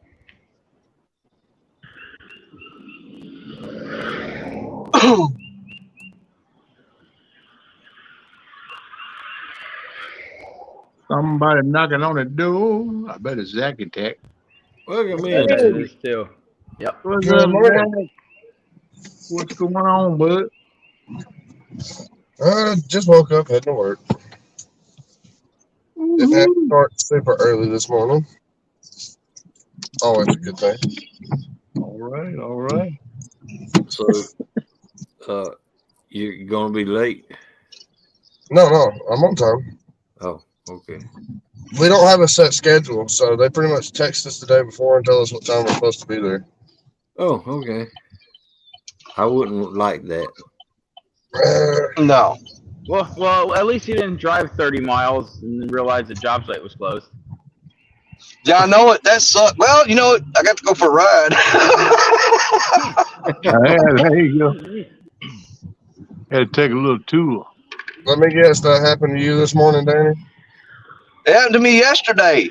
See, when you got like 3 or 4 guys that are supposed to coordinate the jobs and the guys don't communicate, Right. we pulled up to the shop this morning and he said, you got to drive all the way to the other side of Bloomfield and get over there. We got work to do over there today. And me and Austin loaded up a mini excavator on one truck and a backhoe or a mini backhoe on another truck. And we pulled those things 30 miles, got there, and there was some guys over there. They said, "No, man, we ain't starting this till tomorrow." And we got to turn around and pull all that equipment right back. Hey, they're paying me. I don't care. That's one way to look. But still, the fact that you pulled it all the way there. Yeah. And you know what? Here's the thing. I don't like getting paid for meaningless work. I mean, it's something about it just bugs me, you know? Me too. That's why, like, today, I really don't want to go in because I know it's going to be a bunch of just washing trucks and stuff like that. Welcome in. I don't like doing piddle work. I'd rather be piddling around the house and doing stuff around the house than being at work, being bored and not doing it. Wild Action, what's up, buddy? And that's exactly what's about to happen when I go in. Because it's raining. Can't pour concrete in the rain, so they put us to work doing little piddle petty stuff. There you go. For anyone who missed it, this is the verse for the day. Thank you, Stephanie, for doing them. Yeah, Steph gonna be doing it every day. She said that's a good deal. Yep. I'm hoping when this rain we get in the river's actually gonna be moving. The river will actually move. I think we'll do pretty good this weekend fishing. I don't know. Let me look and see what our water's at right now. How much is moving?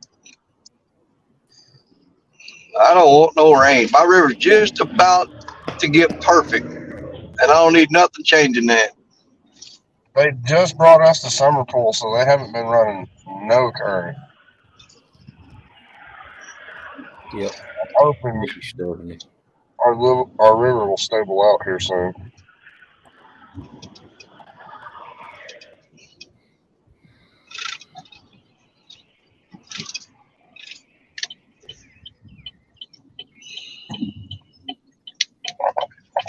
Let's see. What is this amount of wheeler? Oh, they're actually running water. It'd be a good day to fish. You feel a stomachache coming on, man? Yeah. Call them and tell them you can't help it. Don't feel right. You can't make it today.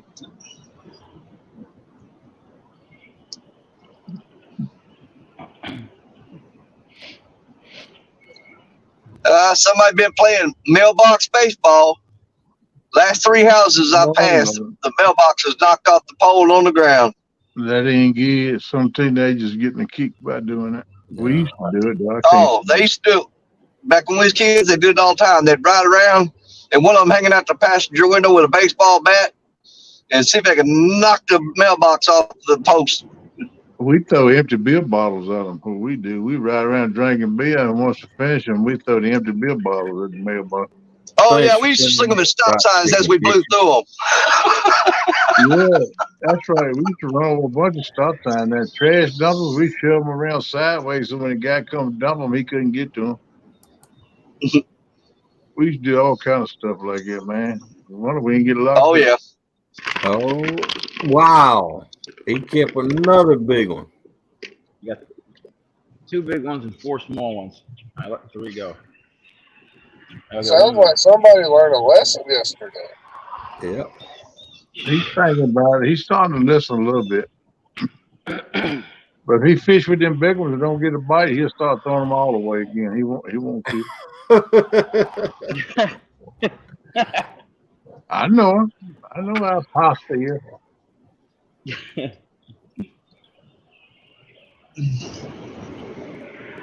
I take the boat out this weekend for the last trip that boat will ever see.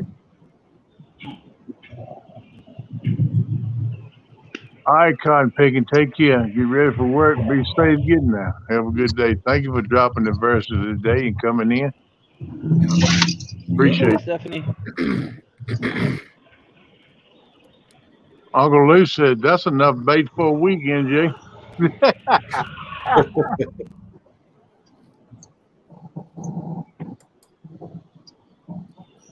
I had a small largemouth on bass for a second. But... What's up, Dallas Libert?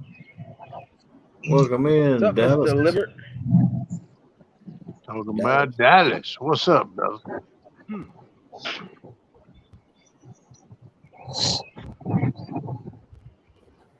Man, what the heck? What the heck was? Just hang on.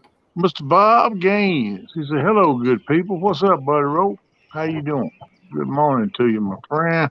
Welcome in, Mr. Bob Gaines. There's the Queen Catfishing Tanya Hollis in the house. Hey, girl.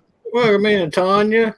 We was promoting the latest thing earlier this morning, and that's going on this weekend. Y'all be sure to check it out. And if you want to do any donations for the cause, which is a worthy cause, get with Miss Tanya. Right. And in the meantime, Let's watch a little. You know what to do with that big fat butt. Wiggle, wiggle, wiggle. Wiggle, wiggle, wiggle. Wiggle, wiggle, wiggle. Just a little bit of. I couldn't help that one.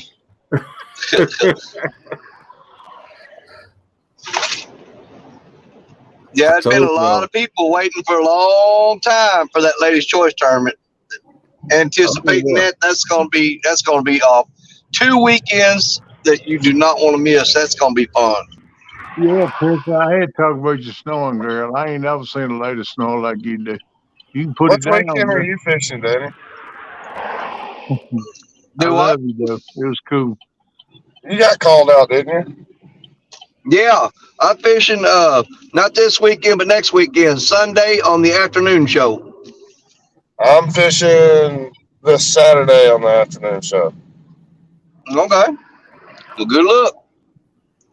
Yeah. Hey, Danny. These girls are prepared. These ladies are ready to come and get us. Who was that one guy What's that was up, in my NJ? live stream yesterday? Who was that one guy in my Do what? live stream yesterday? Which one? Man, there was a lot of people in your live stream. What guy are you talking about? The one that was busted balls. That's right. The one that was busting on me. Yeah. Man, that was Aaron Elliott. That's Catfish Regulators. Oh, was it really? Yeah. That's funny. I had no idea. Yep. Was he using a different name or something? Yeah, he's trying to sell Saggy Bottom Boys. Man, they've been known as the Saggy Bottom Boys for a long time. Oh, yeah. And see, I was reading it wrong. I thought it said Soggy Bottom Boys. I thought it was Daryl at first from Trophy Seekers. And I sit there thinking, man, I tell you what, I know he just had knee surgery. I'll go down there and kick him right flat in that knee. And then it turned out to be Aaron. It turned out to be Catfish Regulators Aaron. And I said, well, you know what? He just had knee surgery. I'll go down and kick him right in that knee. Skip has his knee surgery next week. A lot of people having knee surgery here lately. Yeah, they are. Yep. This time of the year. Big Skips is next Monday. Hey, Tanya says check out Two Stand Show on Friday for the latest choice pre-show. That's what Tanya put out there. So y'all check that out Friday night for the pre-show for the ladies tournament. Yep. Brian B said he gonna be sitting down catching dinks and don't care if anybody catching anything or not. No, he said I'm whooping tail and taking names. Go on, boy. I know I'm gonna make Yank Shore's wife work for this win. Oh, Miss Tanya's talking smack. She said, Brian, not as bad as I'm going to whoop Two Stand. Oh, man. It's going to be good. Them ladies going to put some smack down on some people who don't watch it. Now, I'm going to tell you. I have a feeling there's about to be a lot of ladies with new PBs after this weekend. I think so. Yeah. There you go. Said, Tanya, you know you used to be instructor. Tell it, Brian.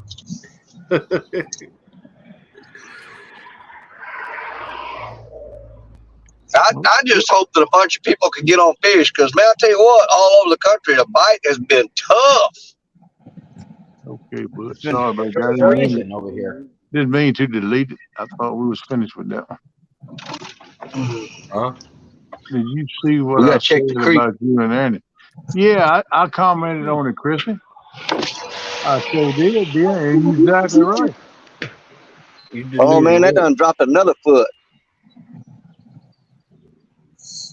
See that water rippling over them rocks? Yeah. Oh, man, I smell that deer. We got to go. You didn't mean to delete what, KP? Oh, that you had that thing highlighted. I unhighlighted. You brought it back. I didn't know you. No, no, you brought it back. I thought you was finished with it. Man, I tell you what, they're building they're building 2 new factories over here. And I mean, these are massive. Each of one of these buildings, man, you could fit probably 5 football fields in one of them, and the other one's even bigger than that. Oh, wow. But they had me and Austin going around with this side by side yesterday with a spray tank on it, and we got to pre-treat all the ground there for termites before they start pouring the concrete. Yeah. Man, I woke up this morning with the worst headache. My nose all stopped up and my head just pounding from all them fumes coming off that termite spray. It's just killing me. Yeah, I started to hear that, but that ought to be a normal thing for that head. It ought to hurt a little bit. Yeah, but it ain't the normal pain. This is the migraine. You ever have one of them headaches so bad you almost feel nauseous? Yeah, that's bad. Oh, yeah. That's bad. It was one of them. Your headache hurting so bad that you feel like you're going to throw up. Yeah, I've seen people get sick and throw up from that. Yeah. I used to actually vomit after I had a day of welding galvanized steel. Oh yeah, you know how to fix that though, right? You know the best cure for that though, when you're welding galvanized, when you drink some milk as soon as you can. It counteracts that. Yep. Wow. Dude, I welded on I used to build barges on the Mississippi River for years. I worked out at Trinity Marine in Crothersville, Missouri, and welding up and building barges. And man, you could drink milk and it counteracts that. Something about it, I don't know. That's wild, man. I try to remember that. Yep. If you ever have to weld galvanized, drink milk. I got to tell you, I welded for a little over 14 years with my dad in my dad's business, and I stopped March of 2020. I don't think I stopped coughing up and blowing black stuff out of my nose for a solid 6 to 8 months after I was done. Oh yeah. Wow. Yeah, Danny, 5 wild axes. You got to get a mask, Danny.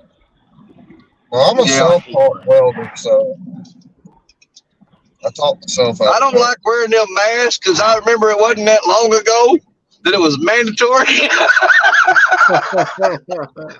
We ain't gonna say why, but I said back then, if I ever get to where I don't gotta wear this mask, I ain't putting another one on. Wow. Don't want to go back to that. Yeah, it ain't just most comfortable, especially when it's hot. I wore mine yesterday cutting grass. I'm glad I did, man. Every time my mask was yellow when I finished cutting grass. Yep. Now, some of them masks, the way they are, they're not built very good. And, man, you're basically rebreathing carbon dioxide on a lot of them. Yeah. Yep. And that'll wind up giving you a headache. I got to have some oxygen. Gives you gas. Oh, man. Y'all talking about stuff messed up your lungs. I used to work in a aluminum factory, and I was on the grinding belts. About 2 months in, I got something called fume lung, where you got small lacerations on your lungs. Talking about hurt and hard to breathe. Huh. Wow. That's the first time we ever had to wait on a train. Usually we jump these tracks.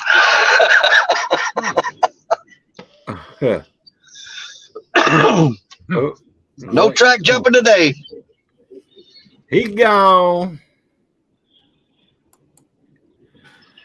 You gonna be late now, Danny?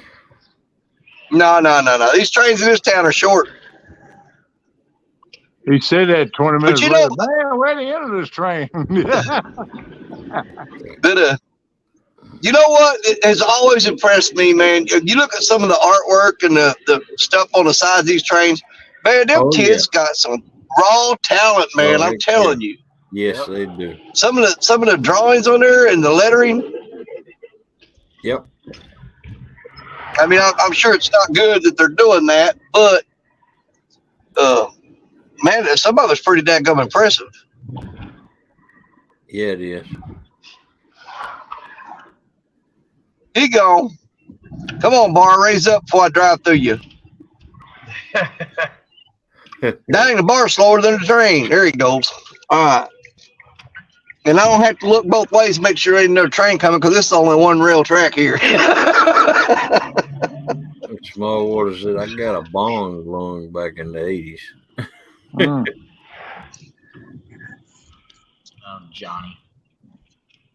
I tell you what, Austin done beat me here. He's backing in right now. But that boy gonna drive me crazy today because Monday we were out on the job site and his phone got an alert that his brand new Akuma Reel was sitting on the porch. He got it. And then 15 minutes later he got the alert saying that his Whisker Seeker line had been delivered. Well, today his Mad Cat's rod comes in. So all day long he gonna be checking his phone and looking for alerts, notifications. Yep. I ordered I surprised Amanda with 2 Mad Cat 10-foot bolts. And yeah, that's what I got is the 10-foot bolt. Well, see, Austin ordered he ordered an orange crush rod from Mad Cats, and he got on their line and he paid for it and got it. And they called him Monday and told him that the Mad Cat's orange crush rods were going to be out of stock indefinitely because of the high demand for them. Hey, and they offered him the 10-foot Mad Cat's bolt, and I guess he took that. Welcome in, Double Hook. What's up, Dave? Well, I'm hoping the 12-footer stay in stock.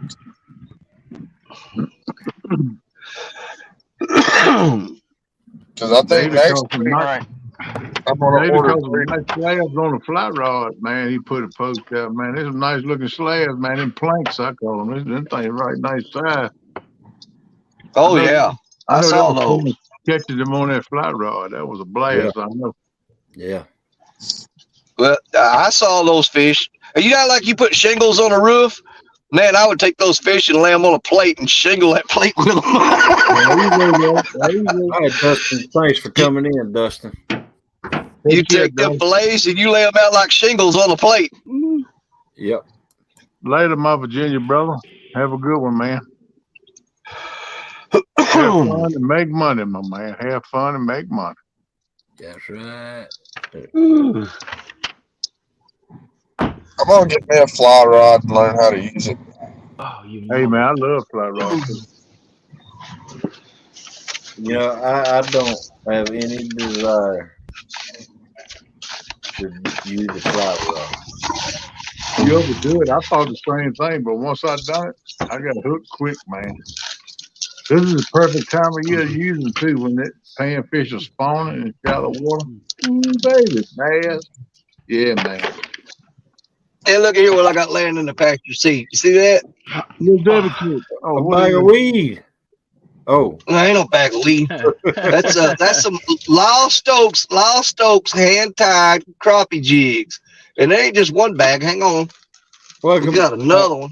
That there's full, buddy. In, Lance. Heck yeah. I mean that bag is thick too. That's a lot of crappie jigs, and it's the silver ones. Yeah. I ain't done yet. He sent one more bag like that. Yeah, he hooked you up, didn't he? Yeah, he did. Yeah, he did. You got 40 there. Oh, easily, way more than that. But I sent him a lot of squirrel tails, and some of these are made out of the squirrel tails that I sent to him. Wow. That's cool. All right, boys. All right. I'm going to get in here and get after it. All right, man. Yep, I gotta go be careful, bro. Cut up some bluegill. Yep. So. Cut them bluegill up. Get to work, son. Yes, sir. All right. We'll be looking for you later. My first break is at 10 o'clock my time. Maybe 11 o'clock y'all time, I think. I'll be looking for you. All right. We'll catch y'all later. Have a great day. See you in the morning. Bye. Hey, Danny. Right. See you, buddy. Lance, you be careful going to work, Lance. Take care, brother. See you guys. Then, when you see Audrey again, tell her that we're praying for her and we say hello. Oh, she's doing good. Take it easy, NJ. Thanks for coming up and yep. Later, Don't NJ. be throwing them big bluegill back. Yeah, man, that's gonna come back and haunt you one day. You watch it, tell you, it's gonna haunt you. I kept 2 of them today, so let's see how them big heads work. There you go. Go for it, bro. See you Later, guys. man. All right, man. Take it easy, deuces. What's up, Yakety Yak? Don't talk back. Oh, What's man. going on, man? Welcome back, Yak. Yak ought to be finished work now. He coming home, I guess. Or going to get his daughter to school or something. Yep.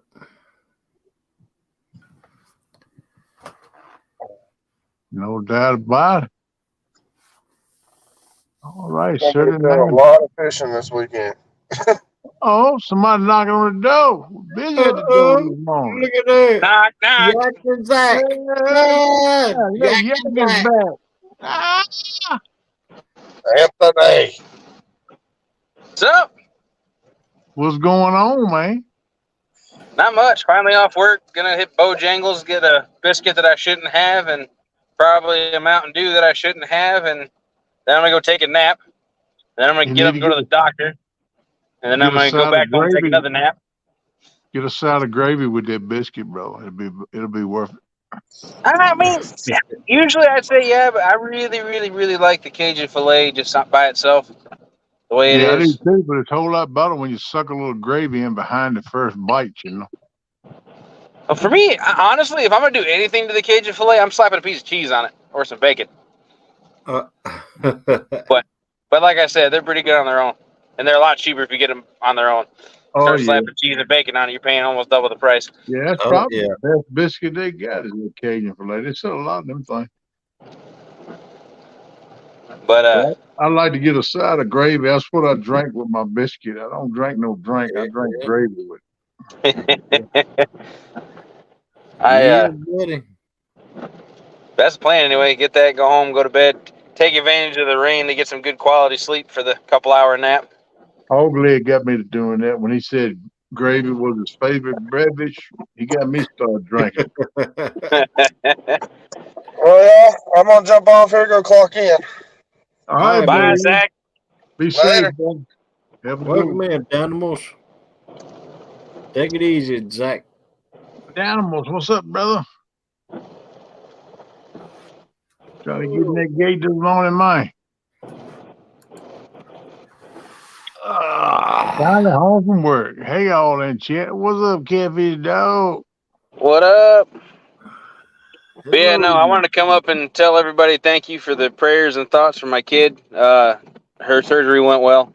The new feeding tube she's got now, it's a lot easier to deal with. Good deal. And she doesn't seem to be bothered by it as much as the other one. Good deal. So, We're keep praying for her and you and your family, brother. We're gonna keep praying for you, brother. But I also got another announcement. Let it roll. For those who didn't hear, I know some of y'all saw it yesterday when I was talking to y'all, but we got a boat. Yeah, I see you just said that. Oh yeah, no, you might have to change your name. I think y'all leave it the same, man. Yeah, I think so too. I got you. I tell you what, Yakety boat shores. I don't know about that, but yak boat on the water. But yeah, it's a '89 Sea Nymph. Needs a little bit of TLC. I got to replace the floor on it, and the trolling motor that was on it got broke by a tree that fell on it. But it's an aluminum boat. Seems to be really solid. Yeah, and they good boats. Them Sea Nymphs. Yeah, and it's deep enough that my kid, even when she can start walking, won't fall out of it instantly. So that's right. That's right. That's what you need. I think it'll do good. Yeah, but I'm hoping to have it up and running by July. Ooh. So that's the game plan. Yeah.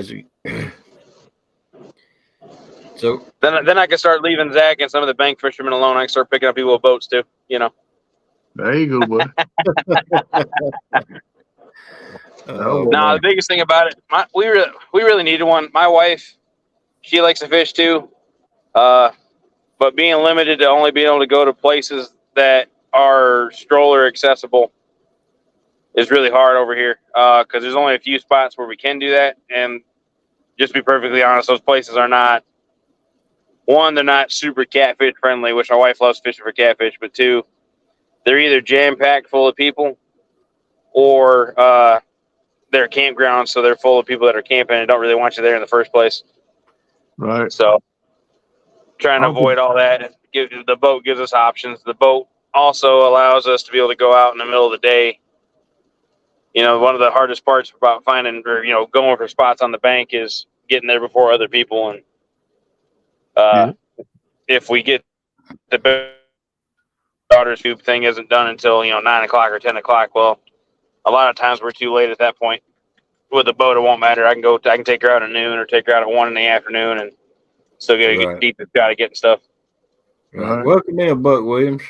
Uncle Buck Williams said gravy is gateway drink. Next comes bacon grease. Tell it, bro. Welcome in, Jimmy James Bailey. Welcome in. What's up, James Bailey? How you doing, bro? Glad to see you, man. Glad to see all y'all coming in here this morning. Howdy, hey. The Book England says, I'm not in a stroller, but I experience the same thing sometimes. It's hard to get to spots when you're on wheels. Definitely. Yep. Definitely. You're on wheels or using something to walk with is hard on you too. Yep. They don't make these parking lots in a lot of places smooth where you can use a walker too good. No. Not at all. All right. Well, I won't hog the screen time anymore, but thanks for letting me come up and say that for a minute. And I hope you guys have a fantastic day. And just another shout out to Melissa. Quit trying to hide from the camera. Hey, that's right. Get her, boy. Get her, man. Yeah, I'll catch you guys later. All right, brother. Take care. Be safe, man. All right. Tell everybody how Bye-bye. Bye. Yeah, I got J&J's email earlier. All right now. All I gotta do is print it out on my Dymo. There you go. Print it there on the down low. Ain't nothing wrong with that, A brother. Dymo. Okay, I don't know what that is, but that sounds good. It's my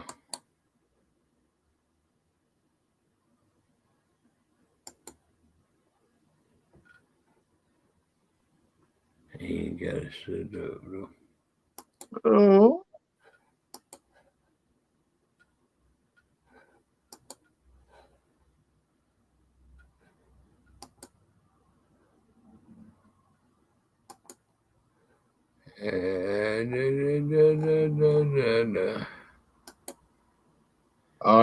Audio. Test. None of that thing said up. 1, 2, 1, 2. Audio.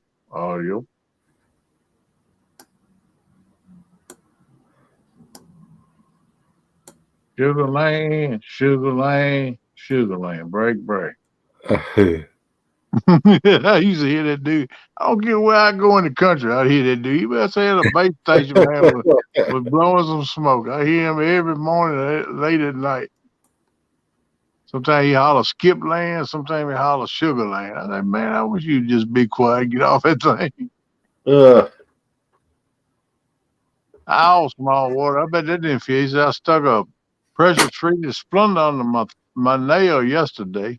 Oh. Down in there, smarts this morning. Yeah, it's gonna be sore till it festers up, starts getting a little infected. Then you can pick the end of it open, squeeze it, it'll slide right out when you get a little bit of infection in there.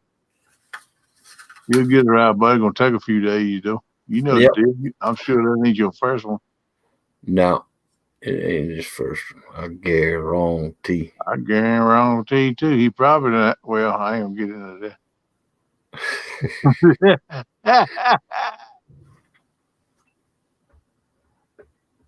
That's what I'm talking about. Yeah, sure say I'm watching it for you, Melissa.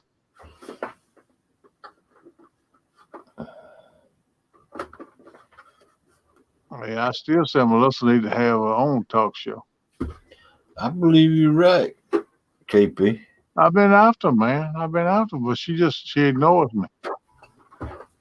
She treats me like I'm unknown to her.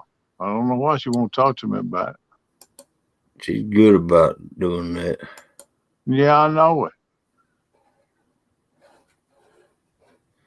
All right.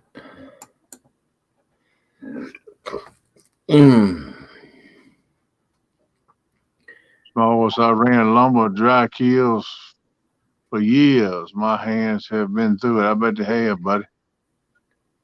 I used to pull rough cut lumber into dry kills and pull dry kill lumber out. I did that for a couple of years. Gloves is a good thing. This is gonna be a co-host whenever I finally start mine. All right, yeah, she'll make a great co-host. What I'm talking about.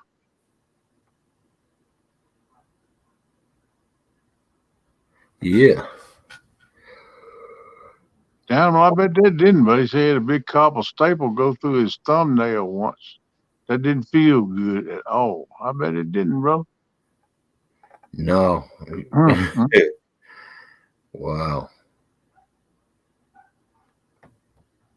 There you go. Melissa got a job. Whoop, whoop. Yeah, I go.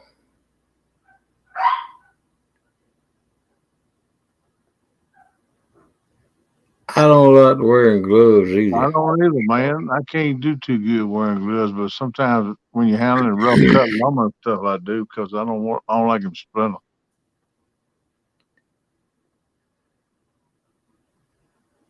And go out and see what we can see. You don't pay me no mind, Melissa. I've been telling her for 6 months you need to do her own show. Hey, Melissa. You want more fish, please? How about some potatoes and onions? You want potatoes, onions, gravy, biscuit, egg, pinto bean? Yeah. Wow, Damos is just the opposite. He said, I hate not wearing gloves. Depending on what I'm doing.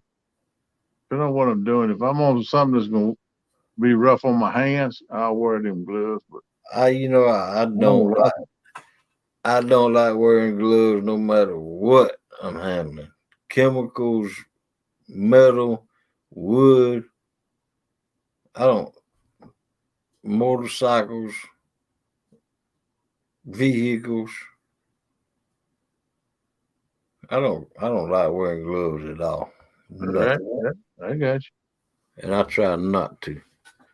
Right. Yeah, I don't wear them much, but some things I do wear. Welcome in, Tony Harrison. Tony Harrison back in. What's up, bud? Tony Harrison said, how far are you from Scottsburg, Virginia? You probably 650 miles, ain't you, over there? He said, take down. How far are you? Oh, me? Do I have to read let's the whole see. I'm about 25, 30 miles north up 360. Go across the Stanton River into Charlotte County. Come on up the Keys. Maybe 30 miles, something like that. My family, that's where Daddy's family grew up at, around Scottsburg area and up in the Cove on the Stanton River and stuff. We actually, that's where my blood come from, is Halifax County. Yeah. Mama, she would live in Charlotte County on a farm, and Daddy bought part of my grandpa's farm, and they built a house and moved in here in Charlotte County. But yeah, we used to be right up in the Cove, man. Yep. There you go, Uncle Lou. Finger socks are a hindrance. That's exactly my thought. Heading that way this weekend. All right, buddy, where you going to fish at in Scottsburg? You going to Stanton River State Park, or you going to fish on up at Dan River, or you going to fish another river? Which one you going to fish? I want to fish at Hyco, where the Hyco comes into the Dan. They always talk about that's good fishing right there. I've been wanting to Google it and check it out how to get in there. somewhere and find me a bank spot and try it because they say it's good fishing up there. Well, doggone, y'all ought to meet up. Yeah, we might have to, no doubt, man. So I need a good fishing spot on the Stanton River near the state park. I got a good spot in the state park where Stanton River and the dam come together in the Y and start the what they call that area over on the other side, Stanton View. It comes in where the Roanoke River comes in on the other side. So you got 3 rivers coming together. Well, actually 4 if you count the Hyco, but that's back up a dam about 2 or 3 miles. Well, it comes in the Dan River. But does it get signal? Yeah, that place where I'm talking about on the Stanton River, that's what Art and I done it one at 7 to 7, the second 7 to 7 with Aaron Yeah. Regulators when he had that. And that's where I busted my foot back open that night. But yeah, we got it signal down. All right. You drive up to the old boat ramp park near the woods and you walk it's about 50, 75 yards down the bank. It's a little trail through there. You gotta be careful. There's a bunch of roots about 6, 8 inches high. You have to be careful going. Well, I do because I'm shaky anyway. And go down a little knoll and it's a flat right there, man. There's plenty of room. I bet you can put up 15, 18 rods if you want to. I caught 3 or 4 that last time I fished it. I think that's where Art got his personal PB flathead at right now. I don't need a foot busting spot though. I don't either. But once you get down there, it's all right. But I'm just saying the little trail where you go down, Tony, it's got them old, oak tree grows roots and it kind of stick up over the ground, especially on the trail where people walk up and down and got roots sticking. You just have to be careful in that one spot. But yeah, I have to make maybe 3 trips. It wears me out getting down now, but and you can fish right there at the old boat ramp too. That's what I think I'm gonna try next time if I can get a signal good enough to go live. I went there Saturday morning, but I didn't have a 1 bar, and I usually got 2 to 3 bars, so I couldn't go live. That's why I was late coming in because I went back over on the Dan side. That's my least favorite spot to fish, but the best signal if you're gonna go live. Brian B said, Melissa, Uncle Lou wears those. What now with his Crocs? Hey. Let me talk about Crocs. Yeah, small one. I don't know what Bassett, Virginia is. I used to deliver a lot of stuff up in there, the furniture plants and stuff, particle board, and I used to deliver a lot of paper by the printing places where made the packaging for a lot of things that they made in them plants.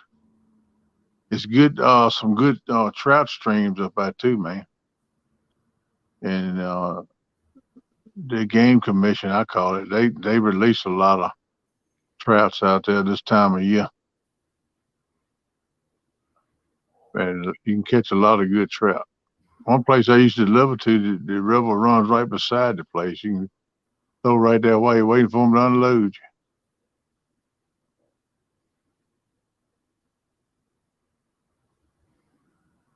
Bassett used to be a booming place back in the day. A lot of that stuff went overseas, and that furniture and stuff went it's still a few places, but ain't nothing like it was, man.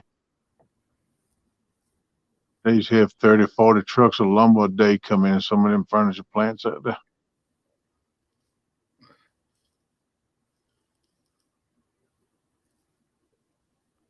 There you go. That girl got fur balls on roller skates. I heard that now.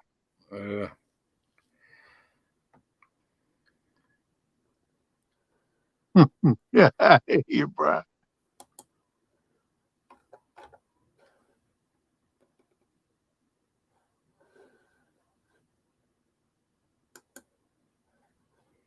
Okay, take down. What's the best way to contact?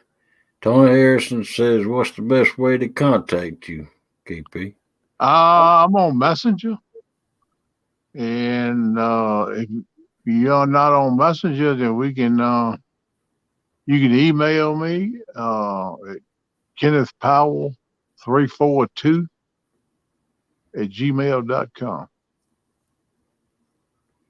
That's KennethPowell342@gmail.com. You can do that, or you can send me a message on Messenger. Just punch in my name. I got it in my, I think it's my regular name. It's not take down Catfishing, I don't think. I don't know. I got it all kind of way. But that'll get, thank you, Melissa. She just dropped my link down, Tony. Your email. I mean my email. Squeeze me. Killing me stupid. Okay. Oh man, you got a vinyl cutter? A vinyl cutter about to take flight. Go on, Uncle Lou. Wow. Be careful, buddy, bro. I always wanted a big vinyl cutter, but them things cost too much. And when we get connected, Tony, I give you my phone number, man, so you can call me directly if you want to, or text me.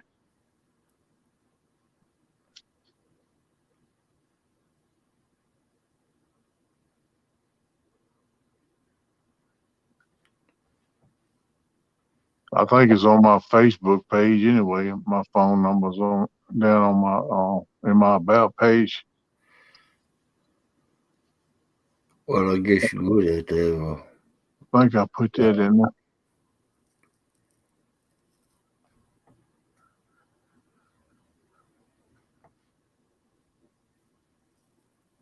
Yeah, brother, we get together fishing. I'd love that, man. You don't mind fishing with old Crip? I'm a little slow, buddy. I wobble a lot. Sometimes I even fall, but I'm like a weevil. I'll pop back up eventually. All right, Don Johnson. Thanks for coming in. You have a great day, too. Take care, DJ. Yeah, man, I've been wanting to go to Tony and find some more bank spots with a signal. My best spots don't have no signal, man. Are very sketchy. Sometimes it works, sometimes it don't. I need to do a little better on that. I want to go back up the Stanton River, back up towards Brookneal way. But all that around 360 Bridge and all where the boat ramp is on Stanton, you can't get no signal there. All up in the low grounds down there and all, you can't get no signal there. Because I've been all down there last year, following the river. I found a lot of good bank spots, but nowhere with a signal to go live. So that's GoPro territory. You can make videos. But it's some good fishing. All right, Uncle Lou. Stay right here.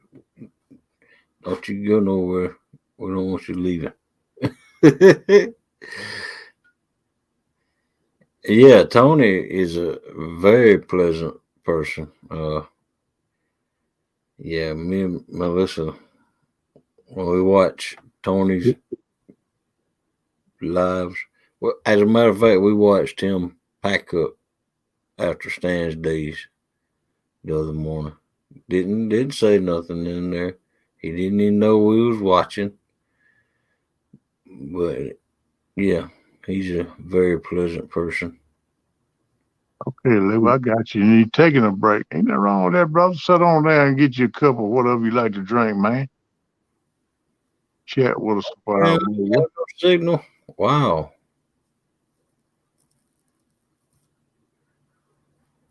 That's hard to believe, small water. Yeah, all around the areas I fishing is sketchy, man. Sometimes you got 3 or 4 balls, a full scale in a couple areas, and you can walk down the shore 50 feet and you got no balls. It just bloop. It's crazy.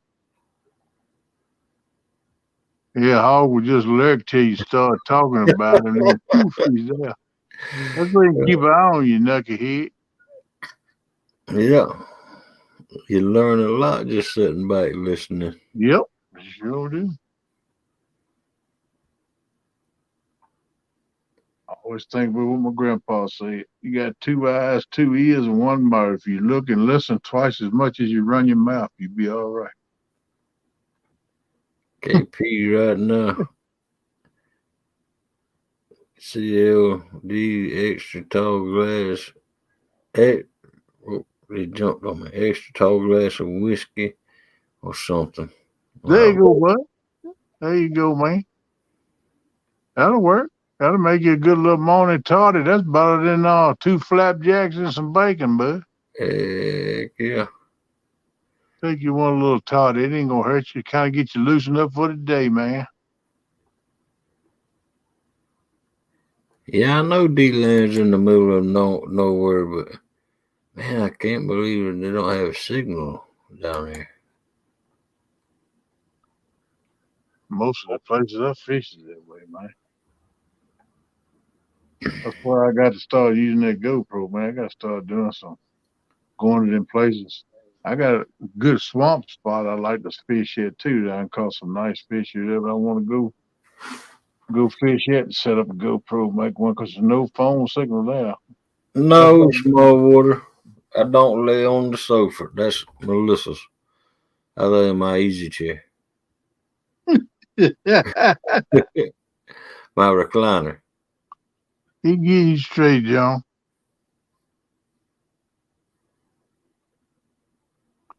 That's right, Dan. Ain't nothing much better than a plate full of bacon now. I agree with you on that, man. He was close.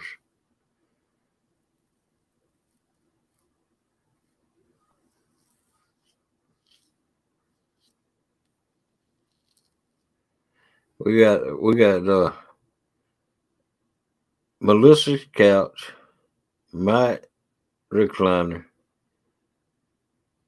a love couch that we don't make love on, and then a 1930s wooden rocking chair in our living room. Where the pups stay at on the love seat? They stay on mèLîSSA's couch. And I heard that now.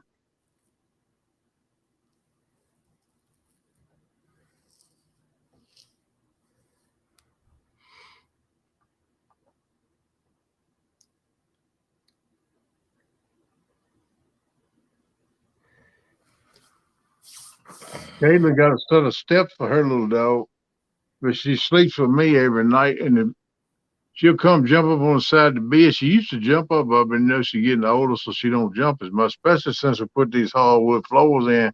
But she's like ice skating, you know what I mean? So she'll come pop up on the side of it, look at me, then start whining. And it aggravates me to death because every time, like, Kate be doing something in here, she's so busy, nosy, she try to keep up with everything going on. So she running in there, come back, jump on the side of the bed. I lift her up and put her in there. 5 minutes, she'll hear some bloop. Go in there and check on Kate. I said, you too nosy. You need to just be still. And she was wearing me out, so Kate got a set of steps put by my bed. She figured that thing out pretty quick. I was surprised. I told Kate it'd probably take her a few weeks to get used to it. We got to messing with her and tempted her with treats. She was patting the top step. She blew, come on up. I said, go on, girl. You got it. Where did she get them steps from? There's a friend of hers. She worked with at the movie theater who had a pet.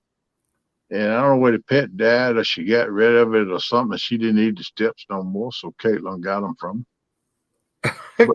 But you can go to PetSmart anywhere like that and they'll sell them. Walmart probably sells them too. Each is couches like Boca Raton. mèLîSSA's mèLîSSA's way of saying Boca Raton is Boca Rotten. Boca Rotten.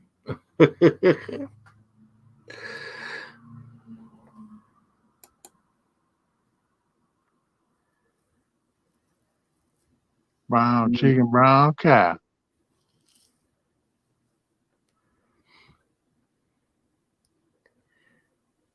It is 7:56, almost 8 o'clock. Time to get ready to shut down. Yeah, it's that time again. Man, it comes up quick some mornings, don't it? Yeah, heck yeah. All I believe is 4 hours done went by. Yeah, me too. But I tell you what, my stomach sure is letting me know. Uh-oh. Man. Uh-oh. Easy now. Yeah. You might have to go behind the dog motel or there. I might have to grab something and go out there. Probably a roadside emergency cleanup kit. Where you talking? No, I'm hungry. Oh, okay. I thought you had a tore up bowels. No. Oh, okay. Ain't nothing in my doggone stomach to tear up. All right, welcome in, Super Smurf. Got to get myself out of depression. Hello, everyone. What's up, Eric? Yes, How you doing, do. bro? You do. You need to get out of that depression, man. Yes, sir. If you need to talk, you know how to get a hold of me. Same here, buddy. I done told you and Curtis both at, man. I'm here for y'all if y'all want to talk or whatever, man. That's what friends is for. Lean on. That's right. Lean on me. Go on, man. Sing it, hog there. No, because I'll get a strike. That song is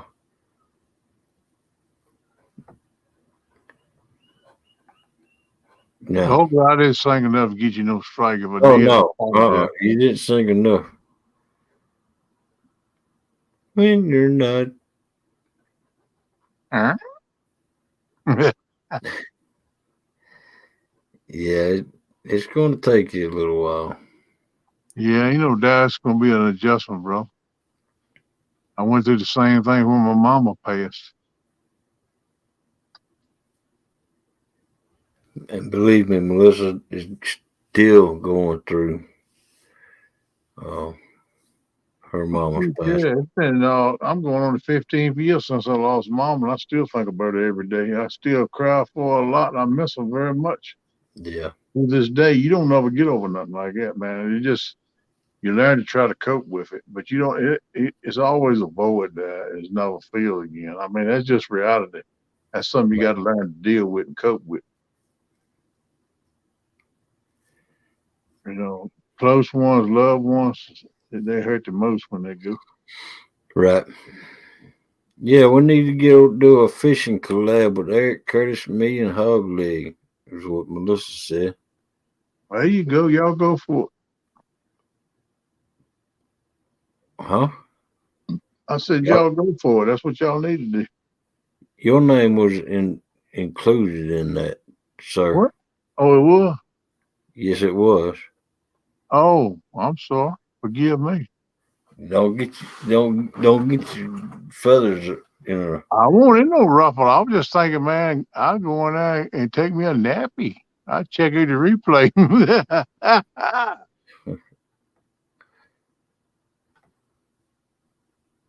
Yes, John, that's what I'm saying. It's been going on the 15th year for me, man.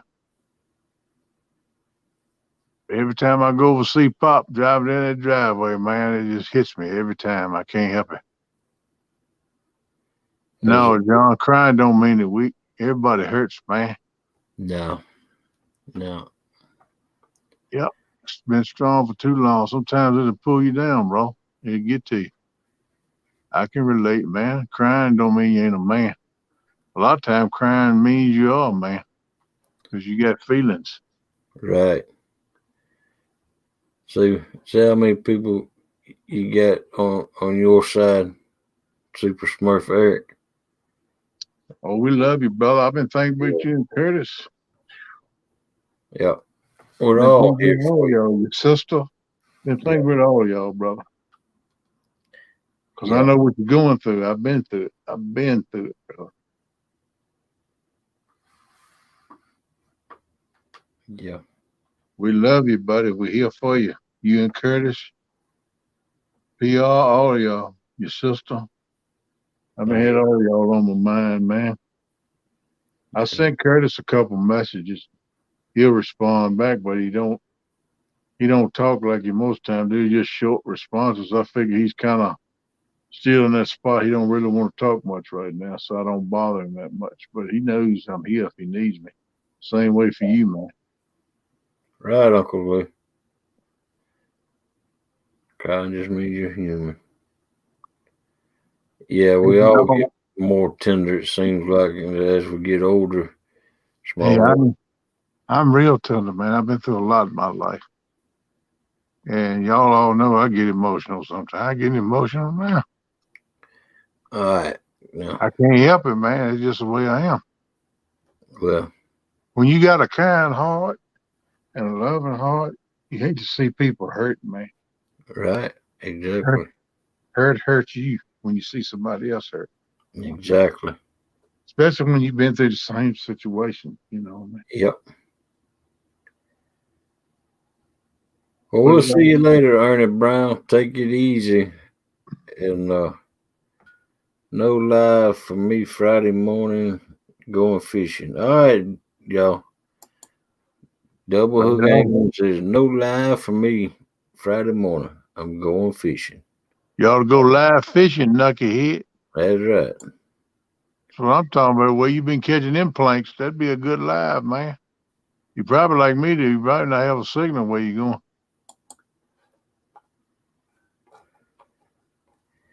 All right, let me find the outro. All right. I want to thank each and every one of you for coming in this morning and spending part of your day with me and KP and Melissa. And deuces, y'all. Later, people. Later.